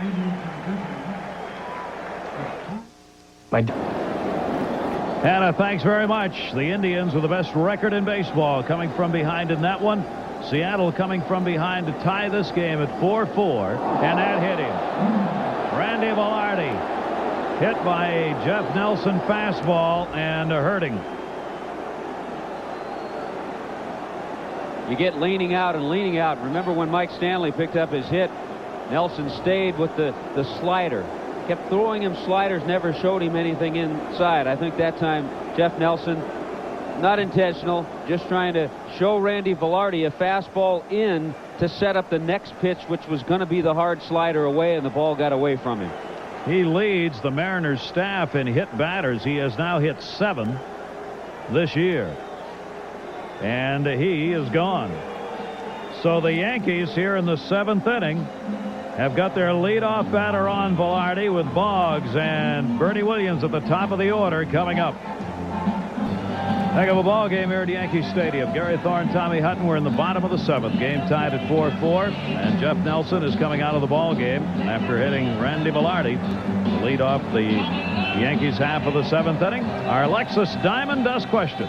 Whitey Ford started the opening game of 8 postseason series, an all-time record. Who started and won Game 1 of 5 different series would have to be a Yankee. Wow. Why would it have to be a Yankee? Well, I thought World Series or just postseason series? If it's postseason series, may have to go with a Jack Morris. Yeah. But right now, Lou Piniella is going with a Bobby Ayala, who's been inconsistent this year. 19 saves on the year, but look at the earned run average. Recently, the guy who's been nailing things down has been lefty Norm Charlton. But Ayala was the saves leader last year with the ball club. Hard fastball and forkball. Piniella needs him to try to shut things down here. 27-year-old right-hander Bobby Ayala faces Wade Boggs, who's had a 2-run homer in 3 at-bats, and he takes the strike.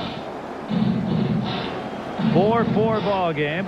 Randy Velarde on at first base for the Yankees. Boggs, who finished 4th among all the hitters in the American League, with yet another 300-plus season, that 324 mark. Takes the Ayala pitch outside. He delivered a home run, 2-run shot in the 3rd for Boggs.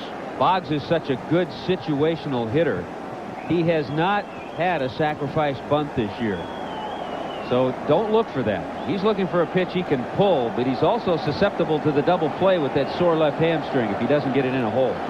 1-1 from Bobby Ayala. Line drive, base hit, center field. Griffey will play it on a hop. Velarde's going to 3rd. Griffey's throw is not in time.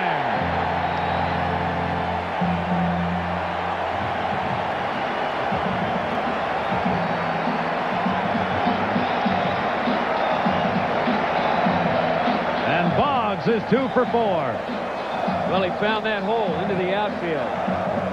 Such a smart hitter, Wade Boggs. That's how you get over 2,500 hits. But then, tremendous base running, good instincts by Randy Velarde. Strong throw from Ken Griffey Jr., but Velarde got a good jump off first base. Never hesitates. As soon as he sees the ball go into the outfield, he takes a peek, puts his head down. He knows he's going to go from 1st to 3rd. Wade Boggs is a .334 career hitter and a 300-plus hitter in postseason play. He's 2 for 4 tonight. Yankees 2 on for Bernie Williams. Nobody out. And Ayala gets the strike. These teams just matching offensive half innings. Williams singled and scored in the 6th. 1st and 3rd occupied. Center field. Griffey backing. Warning track. Misplayed it. Off the wall. Velarde scores. Boggs at 3rd. Down to 2nd. Bernie Williams. Yankees lead 5-4.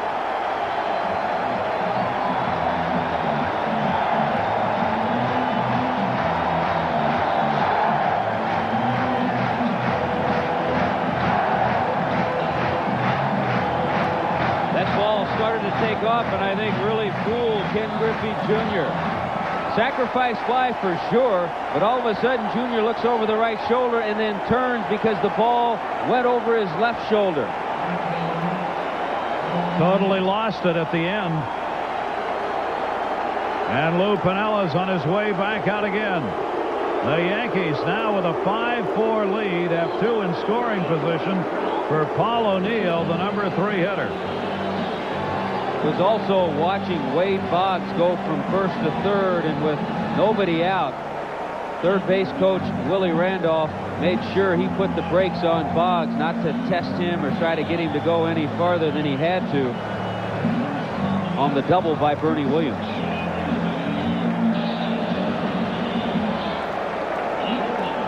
Indians still leading the Red Sox now in the 7th inning. Eddie Murray has the go-ahead RBI. Red Sox had led 2-0.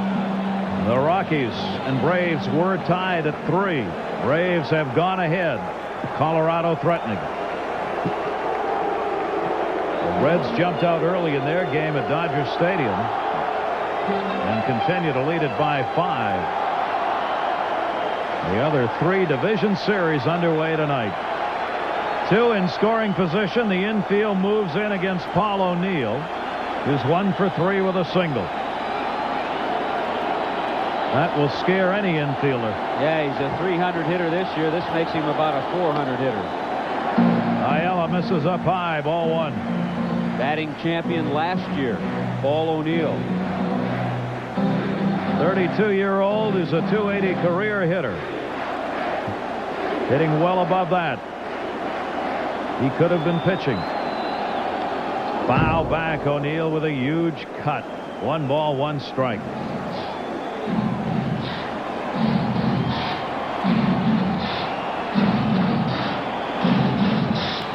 We have flip-flopped the lead in this game. Yankees led 2-0. 2-1. 2-2. Then the Yankees 4-2. Then the Mariners tied it. Now the Yankees have come back here in the 7th to regain the 1-run lead. Some good fastballs on those last couple of pitches. You wonder if Bobby Ayala has confidence in the forkball with a runner at third base. If in the back of his mind, if he's not consistent with it, he'll not want to throw it for fear of a wild pitch. 3 wild pitches this year for Ayala. O'Neill takes it down low. 2 balls, 2 strikes on Paul O'Neill. The man who got hit in the outfield during the pregame is up in the bullpen. Bill Risley's all right and ready to go. 2 balls, 2 strikes on O'Neill. He lashes it to left field. Backing up Coleman. He turned the wrong way but makes the catch. Tagging up Boggs. He will score. Sac fly O'Neill. And the Yankees take a 2-run lead. 6-4.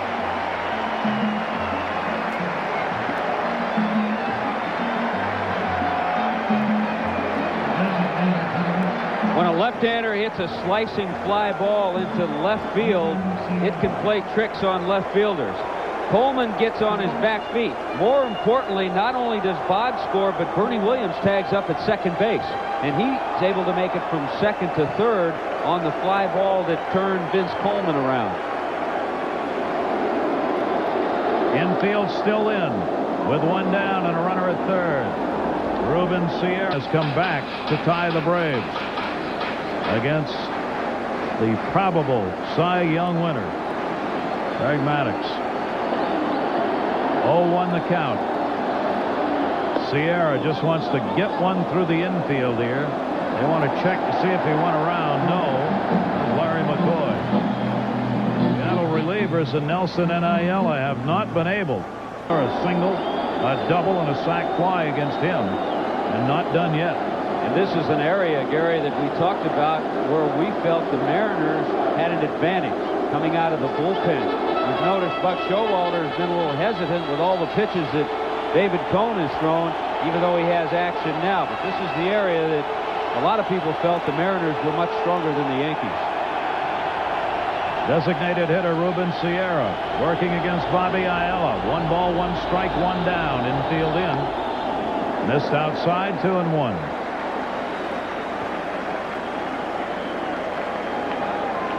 .6-4. Yankees on top. And Lou Piniella, the skipper of the Seattle Mariners, pacing as he awaits some positive results from his bullpen. 2-1 Sierra, deep right field, way back, goodbye, home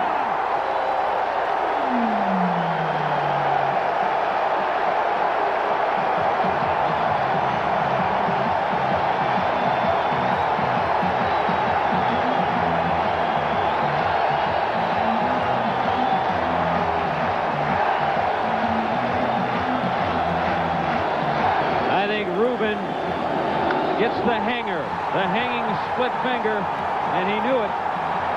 He takes the long turn. The second postseason home run of Ruben Sierra's career. And it is MASH night at Yankee Stadium. Well, they were throwing all kinds, giving the Yankees an 8-4 lead. When Sierra was traded for Danny Tartabull, the New York papers were quoted, "One headache for another headache." I'll tell you what, I think they'll take the headache of Ruben Sierra right now.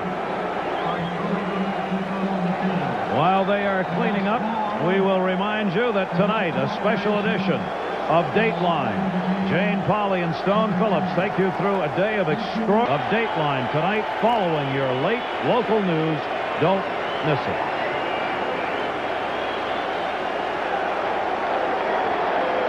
Buck Showalter's Yankees have come back to take the 4-run lead.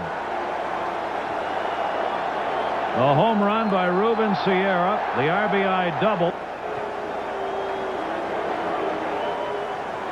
Ruben Sierra.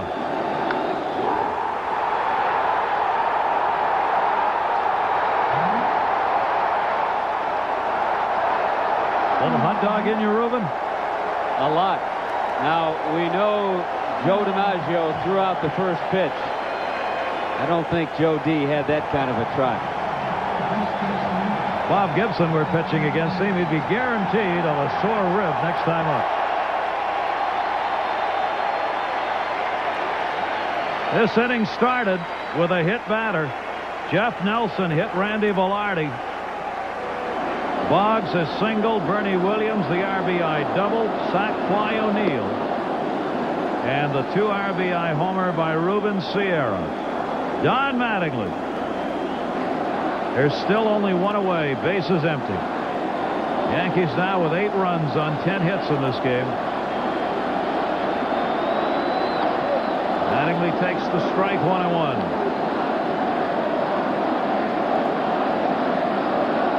Now's where that 3,000-mile trek across the country starts to set in a little bit. Now you feel tired because the adrenaline rush is down, and Wilson got a piece of that. And Wilson, the catcher for the Seattle Mariners, may have caught the back part of that swing. I'm not sure where it got him. Oh, the foul ball got him right on the arm. Well, the catcher is protected in so many different areas, and it's almost impossible to put any kind of protective covering on the arms, and they're always vulnerable for that. Those catchers are tough, and Dan Wilson will probably stay in there. While they check Wilson, let's check in with Hannah Storm. Hannah? Gary, Braves and Rockies, bottom of the 8th. Braves up 4-3. Ellis Burks at the plate, facing reliever Alejandro Pena. And Burks with the RBI double. He scores Dante Bichette for the tying run. He has 2 RBI on the night for Ellis Burks. It's tied at 4, and we do know this. Greg Maddux will not get a victory for the Braves tonight. Gary? Yet another veteran in Ellis Burks of postseason play performing, as this one here, Ruben Sierra, has performed for the Yankees. He and Wade Boggs, the 2 veterans there together, have done a number tonight. Boggs has scored twice, 2 RBIs, a home run. Sierra, 2 RBIs, a home run. And the Yankees lead it 8-4. Ayala ready to go back to work against Mattingly here. 1 ball, 2 strikes. The catcher, Dan Wilson, all right. Stays in behind the plate. Ayala missing outside with it. 2-2 on Mattingly. 7th inning, 4 runs in for the Yankees after the Mariners had scored 2 in the top half of the inning. 2-2 foul off. Well, you go back to some of the situations in this inning, especially when Ayala came into the ball game. The base hit by Boggs in that situation with Velarde at first base. A little misplay on a tough ball in center field by Ken Griffey Jr. A well-hit ball by Bernie Williams. That was a big play, Tommy. That changed the whole complexion of this inning. If that ball's caught, you got a sac fly, but you don't have runners at 2nd and 3rd with nobody out. 3-2 delivery. Boggs fights it off, remains full.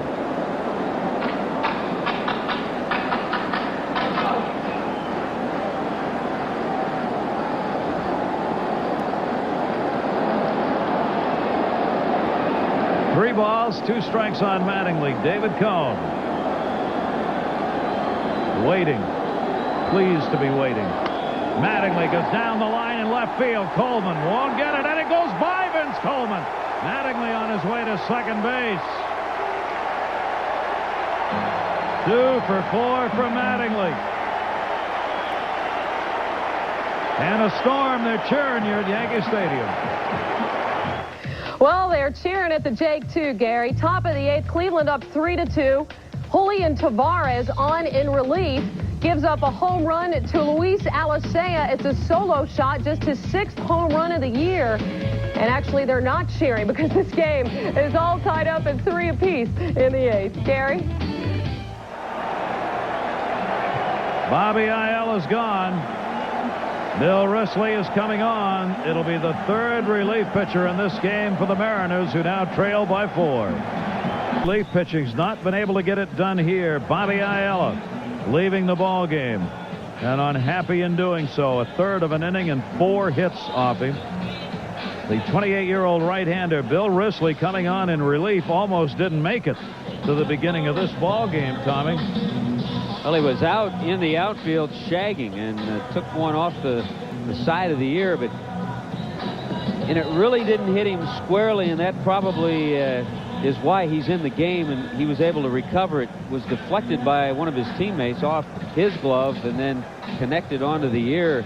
So he's a very lucky man to be able to just shake it off. I'm sure he has a terrible headache right now. I'm sure he had one at that time, but he had a solid year. One of those pitchers that you don't talk about a lot because he comes into the middle portions of ball games, but his earned run average was in the 3s in his appearances. He had fewer hits than innings pitched, and he held the opposition to a .244 batting average. So one of those pitchers that doesn't get a lot of fanfare, but was steady along with a lot of other Mariners this year. Risley coming on, trying to find a way to get the Yankees out here in the 7th inning. While he completes his warm-ups, let's take a look at our Lexus Diamond Dust question. Who started and won Game 1 of 5 different postseason series? Answer is Number 29. Red Ruffin, former Yankee great, who owns the all-time record. Started and won Game 1 in 5 different postseasons. Well, does that mean you win because you said No. former Yankee? No, I'd like to take I said Jack credit. Morris, so neither one of us got it right. Tommy, I'd love to take credit for that, but even I can't do that. It's Gerald Williams. This will be his first at bat. He came on for Deion James, a pinch runner. Stayed on in left field. Mattingly's on at second base, credited with a double, even though the ball was misplayed out there by Coleman and had it bounce by him. Gerald Williams this season has been on and off the bench for the Yankees as a starter and also as a pinch hitter. .247 on the year, 2 for 13 as a pinch hitter. 6 home runs, a couple of triples, and 18 doubles for extra base hits for Williams. 0-1 count on him, 1 out, runner at second base. Chases one, high and tight, 0-2. Yeah, Williams has got an opportunity with the struggles of Strawberry and Sierra when they were in the outfield, and with the Deion James being an average outfielder, he gets a lot of chances to go in there for defense. Has good speed too, running the bases. 7th man up in the inning for the Yankees. Gerald Williams almost brushed that jersey. 1 ball and 2 strikes. Bill Risley coming on in relief. Jeff Nelson, just a 1/3 of an inning, a hit, charged with 1 of the runs. Bobby Ayala, 3rd of line, not complete yet. 1-2 delivery, swung on and missed. He got him. Risley will strike out some people, and he gets one there, and there are 2 down. Gerald Williams retired. That'll bring up Stanley, who had an RBI single his last time up. We remind you this copyrighted telecast is presented by the authority of the Office of the Commissioner of Baseball and may not be reproduced or retransmitted in any form without express written consent from the Office of the Commissioner. Gary Thorne, Tommy Hutton, and all of our crew here tonight at Yankee Stadium. We'll be back with you tomorrow night for Game 2 of this series. Yankees leading 8-4 here with 4 runs in. 2 down now, and Mike Stanley takes the slider away, ball 1. Braves and Rockies really having at it in Colorado. Now the Braves back on top, 5-4 in the 9th inning. Chipper Jones, the solo home run. He's got a couple. Boy, what a season he has had. And a potential rookie of the year, as Tommy mentioned earlier. He's got my vote. Yep. He and Hideo Nomo talked about all season long in that regard. 2 balls, no strikes. What the Yankees are doing right now to the Mariners bullpen will make Lou Piniella think a little bit in Game 2 as to how he goes about things. Ayala's come back out on the bench with his teammates after venting some frustration down the hallway. 2-ball, no strike count. Big inning for the Yankees with 4 in. They answered the 2 by the Mariners in the top of the 7th. 2-0 delivery, and he missed up high. 3 balls and no strikes on Stanley. Hernandez on deck. I like that, though, in Ayala. He went and vented his frustration, but he's back. Got to come back, join your teammates. Wells up in the bullpen. Bob Wells going deep into that Seattle pen.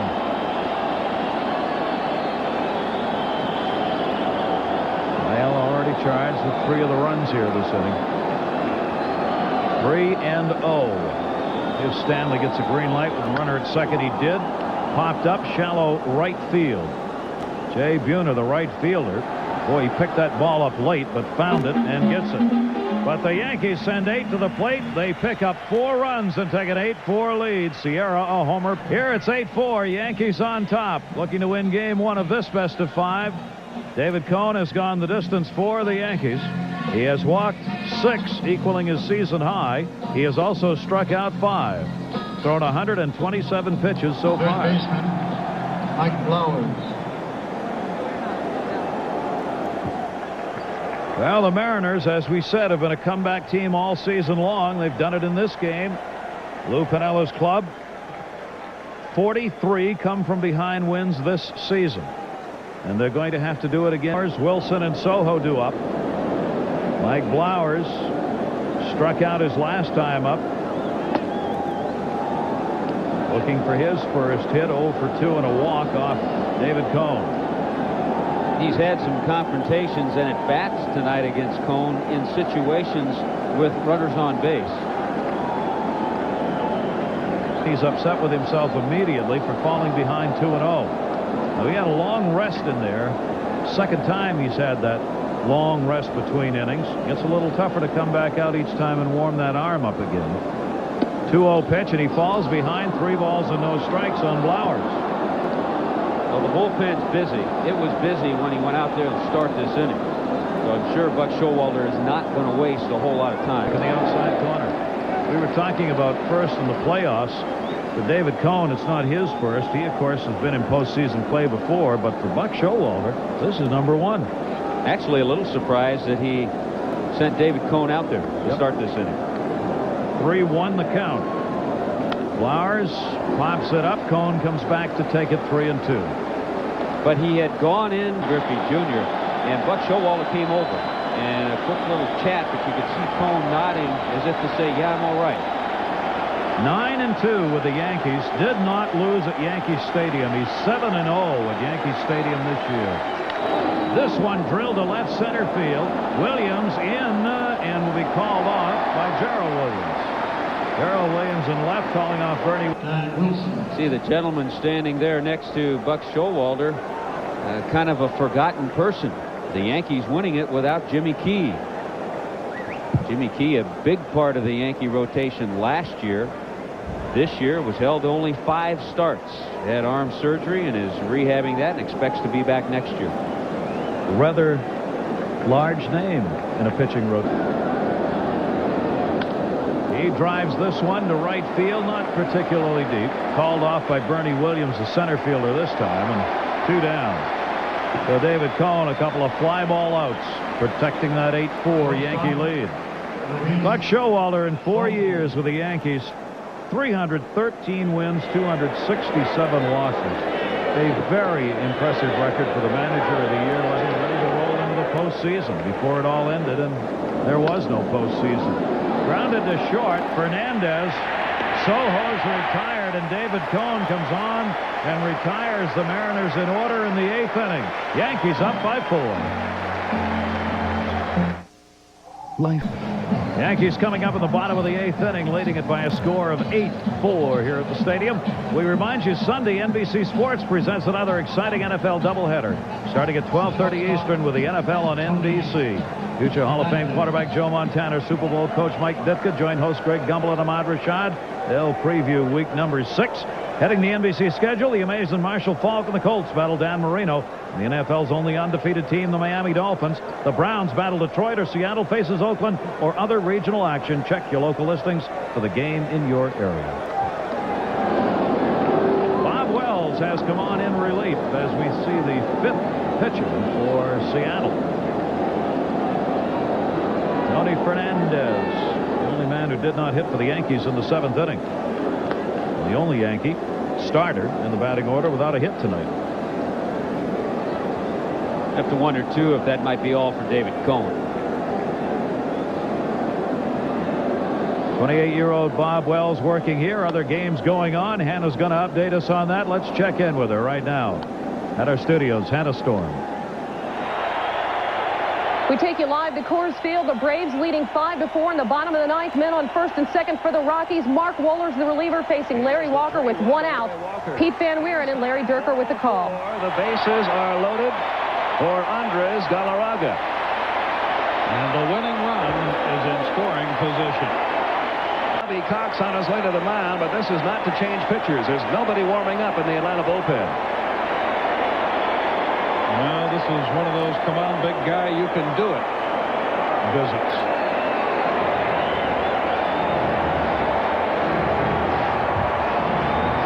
I'll tell you, we've got an interesting situation here. If Wohlers is able to get Galarraga, Wohlers a strikeout pitcher. Galarraga led the National League in strikeouts among hitters this year. If that occurs, Don Baylor is out of position players. And he would have to use the man who's going to be a starting pitcher tomorrow night, Lance Pater, as a pinch hitter. He's got him in the on-deck circle. He has nobody else left but pitchers. So this is a key man for Mark Wohlers to get, and a key at bat for Andres Galarraga if the Colorado Rockies are to stay alive here. Bases loaded, 1 man out. Atlanta leading it 5-4 in the bottom half of the 9th inning. The pitch to Galarraga. Swing and a miss. It's 0-1. The Atlanta Braves on a home run by Chipper Jones in the top half of the 9th inning in what's been a seesaw affair all night long. Leading at 5-4, but the Rockies never say die. They have loaded the bases with 1 out off Mark Wohlers here in the bottom of the 9th. 0-1 the count in Galarraga. Here's the 0-1 pitch. Swing and a miss. It's 0-2. And again, Don Baylor is out of position players. The Rockies electing to go with 12 pitchers on a 25-man roster. His pitcher spot is due up next. The only pinch hitters he has left are pitchers. If Galarraga fails to make contact here, it's going to come down to Mark Wohlers facing tomorrow night's starting pitcher.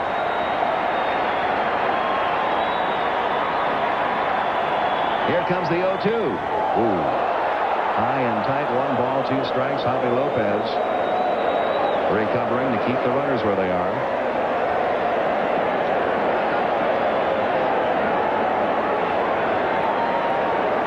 And that ball coming in there so fast, normally you'd say, well, a guy should stop that, but I'm not so sure a guy should stop that pitch.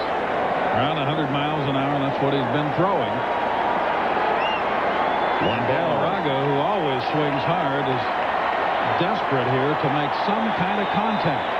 1 ball, 2 strikes, 1 man out.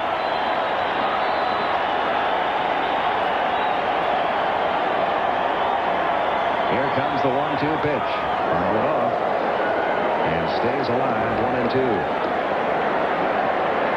And to think of the courage that Galarraga has to summon right now after being hit in the head just a few days ago against a hard-throwing right-hander who could be a little bit wild and was on that occasion, Osuna of the Dodgers.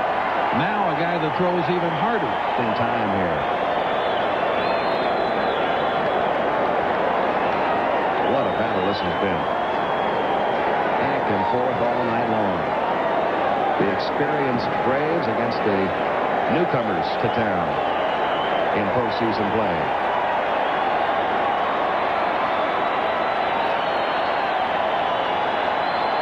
Here's the 1-2 pitch. Did he go? No. 2-2.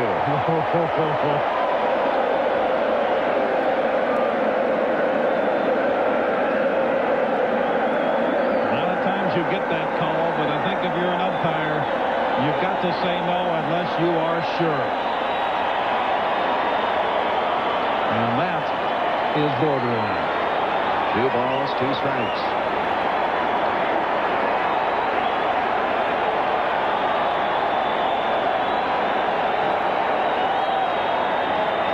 Now the 2-2 pitch on the way. Struck him out with a high fastball.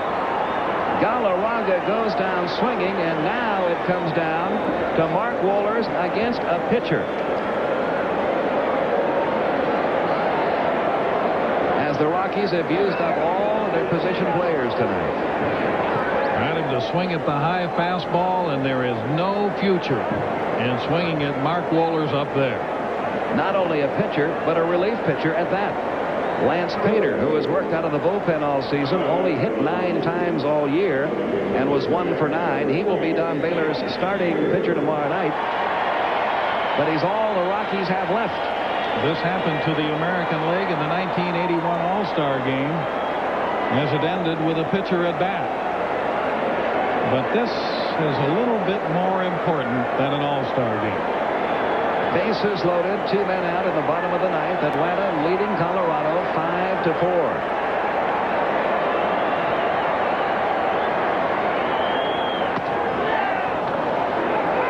Nothing in 1, the count on Lance Pater. You'd almost feel like you'd have a better chance if he'd get down in a deep crouch and just stand there. Bases are loaded. Rockies are 1 run down. Here comes the 0-1 delivery. High and outside, 1 ball, 1 strike. Interesting how these teams fought when they put together their 25-man rosters. The Braves carried 11 pitchers all season. They cut back to 10 back in late August, added an additional catcher to give them 1 more position player. The Rockies elected to stay with their 12-man pitching staff because they use their bullpen so often. But in this situation, they've got to use one of those pitchers to pinch hit. And it's 1-2 with 2 outs.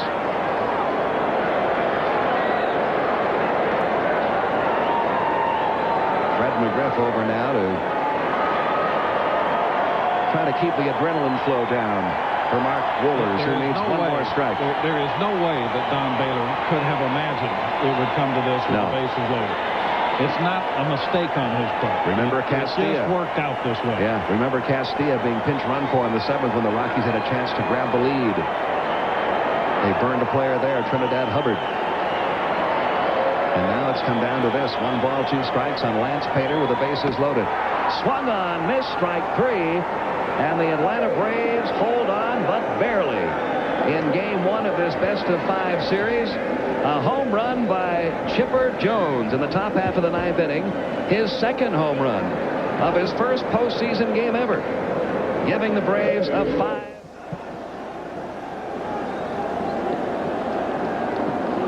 And welcome back to Yankee Stadium, everybody. Gary Thorne, Tommy Hutton. So the Braves have become the first winners in this 95 postseason in the division series.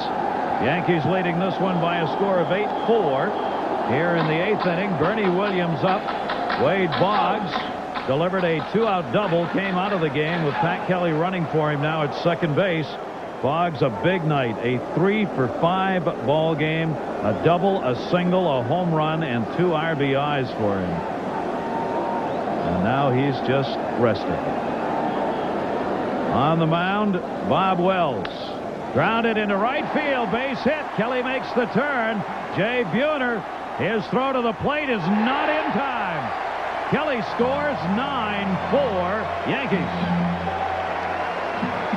Bernie Williams, his 2nd RBI of the game and his 3rd consecutive hit. Early in the game, we talked about the arsenal that the Seattle Mariners have. All of a sudden, the Yankees showing theirs.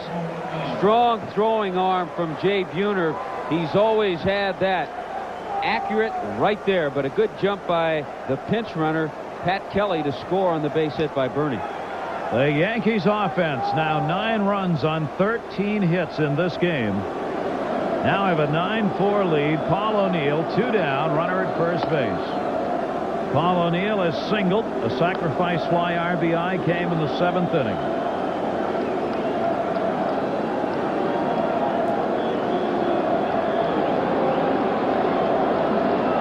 What a night for the Yankees. The Yankees, the only team at home winning tonight in the opener of these 4 division series games.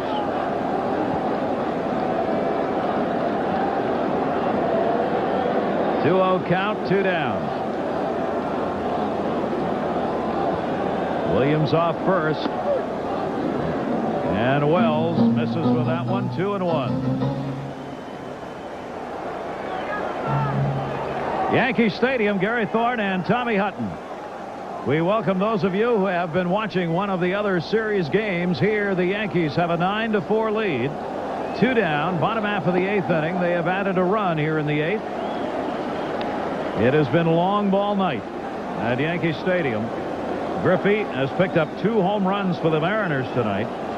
3 RBIs, but it has not been nearly enough. As the Yankees have had Ruben Sierra deliver a 2-run homer. Wade Boggs 3 hits tonight, a 2-run homer. And a walk here by Wells puts O'Neill on and sends Bernie Williams down to second base. With 2 down for Ruben Sierra. There's Wade Boggs. A double, a single, a home run. Huge game for him, and it was questionable whether or not he was going to play tonight, Tommy. Well, he's been hobbled by a bad hamstring over the last couple of weeks, and it really popped on him while he was hitting the last week of the season. He didn't play the weekend in Toronto. Many felt he might not play tonight in the ball game. He's been hobbling. He's not 100% running, but he's made a spectacular play at third and had a big night at the plate. Pretty good chance he'll be in the Yankee lineup for game 2 tomorrow, wouldn't you think? I think that hamstring will stretch out a little bit tomorrow night. Amazing how it feels a whole lot better right now. Mariners have gone deep into their bullpen. Their 4th reliever, Ruben Sierra, takes that one. 7th inning, Ruben Sierra. Think he knew?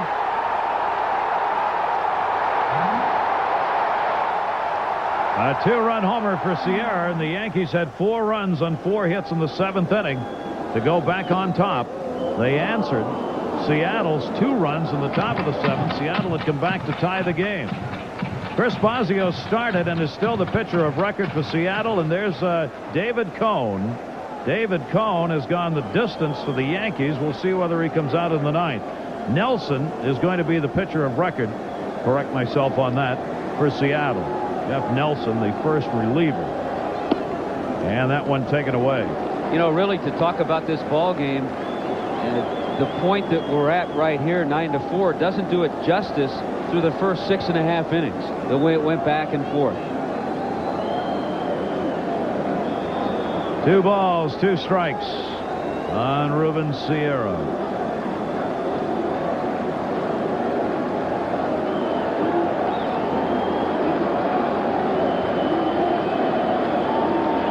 Sierra, the designated hitter, waiting here. 2 on, 2-2. Bob Wells, ground ball to second. Joey Cora makes the play to first base, and that will do it here in the 8th inning. Another run added, and the Yankees have a 9-4 lead. Came out for a pinch runner and just relaxing and watching, and coming out for a new pitcher. David Cone's gone. John Wetland, who normally comes into closing save situations, being used here to get an inning and close things out. He has been on a tremendous tear after a 4 or 5 game streak where he had some trouble. Comes in here with a 9-4 Yankee lead. Vince Coleman, the leadoff batter, 0 for 4 in this game. Cone a chance to win this postseason game 1 for the Yankees. The Yankees have not been in postseason since 1981. And a bit of an irony in that the last postseason in New York City was with the Mets. And David Cone was the last one to win a game for a New York team back in '88. And it looks like he's going to win one here in '95. Cone undefeated at Yankee Stadium during the regular season, 7-0, and went 9-2 overall with the Yankees. Foul back by Coleman, who takes the count 2-2. There's Cone. 135 pitches thrown, 8 innings, 4 runs, 6 hits, walked 6. Struck out 5, gave up 2 home runs, both to Griffey Jr. Well, a good move, too, by Buck Showalter. I was even surprised that Cone pitched the 8th inning, because if he needs him for Game 5, he'll have him ready. Fouled off by Coleman. Tommy, tonight the surprise is that the Seattle bullpen really failed. They went 2 1/3, gave up 5 runs on 7 hits, a hit batter, and a walk. Yeah, Lou Piniella talking it over with his pitching coach right there, Bobby Cuellar. Seattle bullpen had done a job for them this season and had finished strong. It was the Yankee bullpen that had struggled all year. 2-2 delivery. Coleman again fights it off outside of third base. No play there. Velarde went over. I'll tell you another area that has really gone in the Yankees' favor tonight. Remember, we talked about Coleman and Cora, the top of the lineup for the Mariners. Coming into this at bat by Vince Coleman, they're 0 for 7 with a walk to Joey Cora. He's the only one that's reached base. The Yankees, on the other hand, between Boggs and Bernie Williams, 6 for 10 with a lot of damage. That'll set the table on it. Coleman fights it off again, and the count stays at 2 balls and 2 strikes. Seattle Mariners, after winning yesterday in the playoff game, flew from Seattle to New York, got to their hotel at about 4 o'clock this morning. As we mentioned at the top of the game, it's tomorrow when that jet lag really sets in. Inside to Coleman, 3 balls, 2 strikes. You go back a little bit further, too. Sunday, they played in Arlington. Monday, they played in Seattle. And here they are Tuesday night in the Big Apple. And heavy snoozing necessitated. And Coleman draws the walk. Wetland gives up a walk. Good job by Coleman on that at-bat. This 1995 Division Series game is brought to you by Gillette Sensor and the Gillette Series. Gillette, the best a man can get. Texaco Clean System 3 gasoline. And Wendy's Spicy Chicken Sandwich. Get it while it's hot. Gary Thorne, Tommy Hutton at Yankee Stadium. Over 57,000 on hand tonight. The largest crowd since the stadium renovation back in '76. And they have rocked it here tonight, and with just cause. With the Yankees out on top 9-4. 13 years have gone by since the Yankees last appeared in postseason play. They are back here tonight to try and move on, and here in Game 1 have the 5-run lead. Joey Cora fouls off the Wetland pitch, 0-2. Say the walk to Vince Coleman broke a stretch that John Wetland had going to finish out the season. He'd retired 22 straight hitters. You know, he said his position, Gary, is just like any other player who goes through an entire season. They're going to have some down spells. He wasn't tired. He said he made a little adjustment with his pitching motion. Let's check in with Hannah Storm. Hannah? Gary, Boston and Cleveland tied at 3, top of the 8th after a 23-minute rain delay, and Jose Canseco at the plate with a go-ahead run on third facing Eric Plunk. Plunk gets him to fly out to right field. So we now go to the bottom of the inning, tied at 3 at the Jake. Let's get back to Yankee Stadium. Some real good ball games here in Game 1 of the series this year. Cora down the left field line with that fly ball. Williams moves over. Gerald Williams puts it away. And Coleman goes back to first base, 1 away here in the 9th inning. Our executive producer of NBC Sports is Tom Roy. Coordinating producer John Filippelli. Our coordinating producer for NBC Sports, John Gonzalez. Vice President of Operations for the Baseball Network, Ed Delaney. Our studio producers, Lance Garrett, Bill Graff, Sam Flood. Our studio director, Rick Feeble. Tonight's game produced by Jay Cutlow, directed by Ray Tipton. Our associate director, John Coleman. Technical director, Rick Phillips. Assistant to the producer, Eddie Caglianelli. And our production manager, Bill Melanson. Thank you, everybody. And we'll come right back here and do it again tomorrow night. This ball game, not, as Tommy mentioned, not represented by what probably is going to be the final score. It was much closer than a 9-4 game. But once they got Bosio, the Yankees got Bosio out, and the Seattle bullpen came on. They rallied for that big 4-run 7th inning. Right now, it's put him over the top. With a runner going, line drive will fall in, and Griffey's on again. Moving over to third is Coleman. He was running on the pitch. And Griffey has had himself a game. That's a couple of home runs and a single in 5 at-bats. Edgar Martinez. 1 down, 2 on for Edgar Martinez. There's the final there, and the Reds winning their first game against the Dodgers. They led all the way in that one. He jumped out early and stayed there. Ken Griffey Jr. sees John Wetland very well. He had a big game-winning home run against Wetland in Seattle at the Kingdome during that disastrous West Coast swing the Yankees had. Edgar Martinez. 1 down. Runners at first and third. Martinez on a broken bat. It'll fall in. Coleman will come on to score the 5th Seattle run. And Edgar Martinez has his 3rd hit. They've only gotten the league's leading hitter out once. First time up, he flied out. Now a 9-5 Yankee lead. And really, you think about the 3 hits that he's picked up tonight. The ball that he made for an out in the 2nd inning was hit harder. A couple of broken bats and a little bloop. But Edgar Martinez hits the ball all over the field. John Wetland struggling a bit here. Tomorrow night, right back at you. It'll be game 2 of this division series at 8 o'clock Eastern, 5 Pacific. Game 2 from Yankee Stadium. Andy Pettitte scheduled to go for the Yankees. Andy Bennis will be on the mound for Seattle. Regardless of what happens here, but keep in mind, this middle part of the order has been a disaster for Buck Showalter. Even if the Mariners come up a little short, they're putting on a little run right here. Even if they come up a little short, it's a great sign for their ball club and what Lou Piniella has done with them. 9-5 lead, 9th inning. 1 down, a couple on. And Tino Martinez watches that one bounce. Martinez has walked twice, struck out, and flied to right. Thing to remember about the Seattle Mariners and why Johnson's availability, Randy Johnson, because he had a pitch yesterday and meaning he can pitch only 1 game, so vital, is because they are 37-5 with Johnson and Bennis, 42-61 with the rest of the rotation. So their wins are piled up by Johnson and Bennis.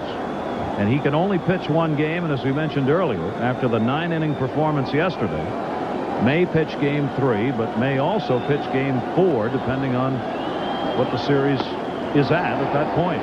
Did he go? Yes, says Larry McCoy, and it's 2-2. Well, I don't think there's any question if the Mariners aren't able to win a ball game here in New York, Randy Johnson will pitch game 3. Had a lot of check swings tonight. That one was a strike. Runners at first and second. Only 1 away here. 2-2 delivery. Martinez right through the wickets. A base hit. Griffey the turn. He'll score. Stopping at second base, Edgar Martinez, and suddenly it's a 9-6 game. And Jay Buhner represents the potential tying run at the plate.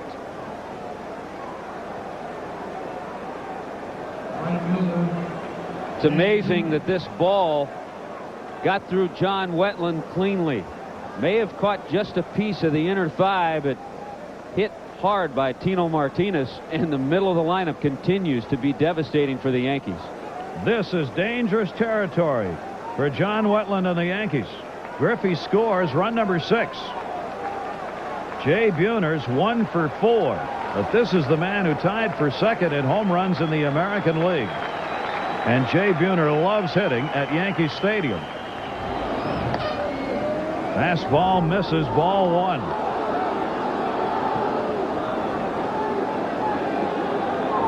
A game that looked like it had been put away has not been. 1 down. Buhner, 1-1.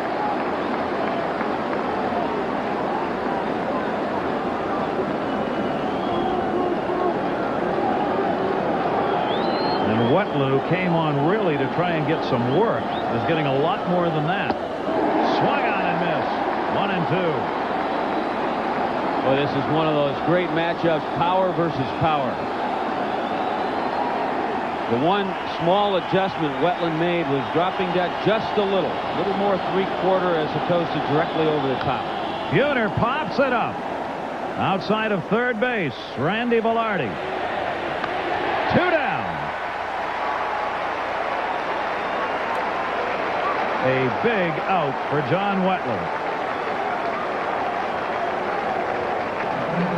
Jay Buhner retired. The Yankees waiting. 2 away in the 9th inning. Yankees leading 9-6. David Cone waiting to see if he gets the postseason win. Theater continues. And how fitting the 2 final outs could be Jay Buhner and Mike Blowers, former Yankees. 2 former Yankees. That ball popped up down the right field line. Mattingly near the stands will not have a play. Strike 1 on Mike Blowers. I tell you one thing, though, Mike Blowers does not want to be the last out of this ball game. Wetland trying to put it away. Blowers trying to keep it alive.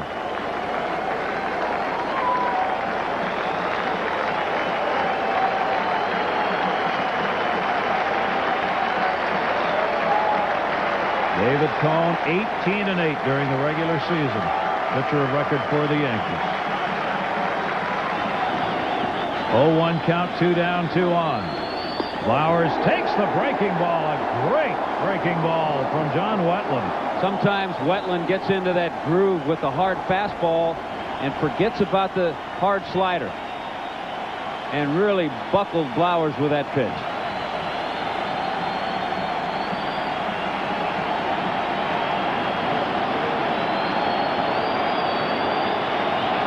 No balls, 2 strikes, 2 down, 2 on. Struck him out. Yankees win.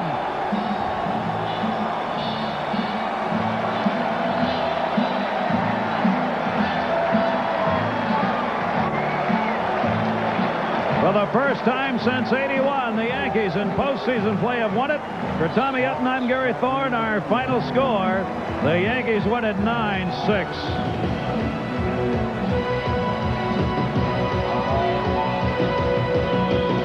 Cone gets the win. Nelson in relief, the loser. Stay tuned to this NBC station, a special edition of Dateline NBC coming up after your local news. Good night, everybody.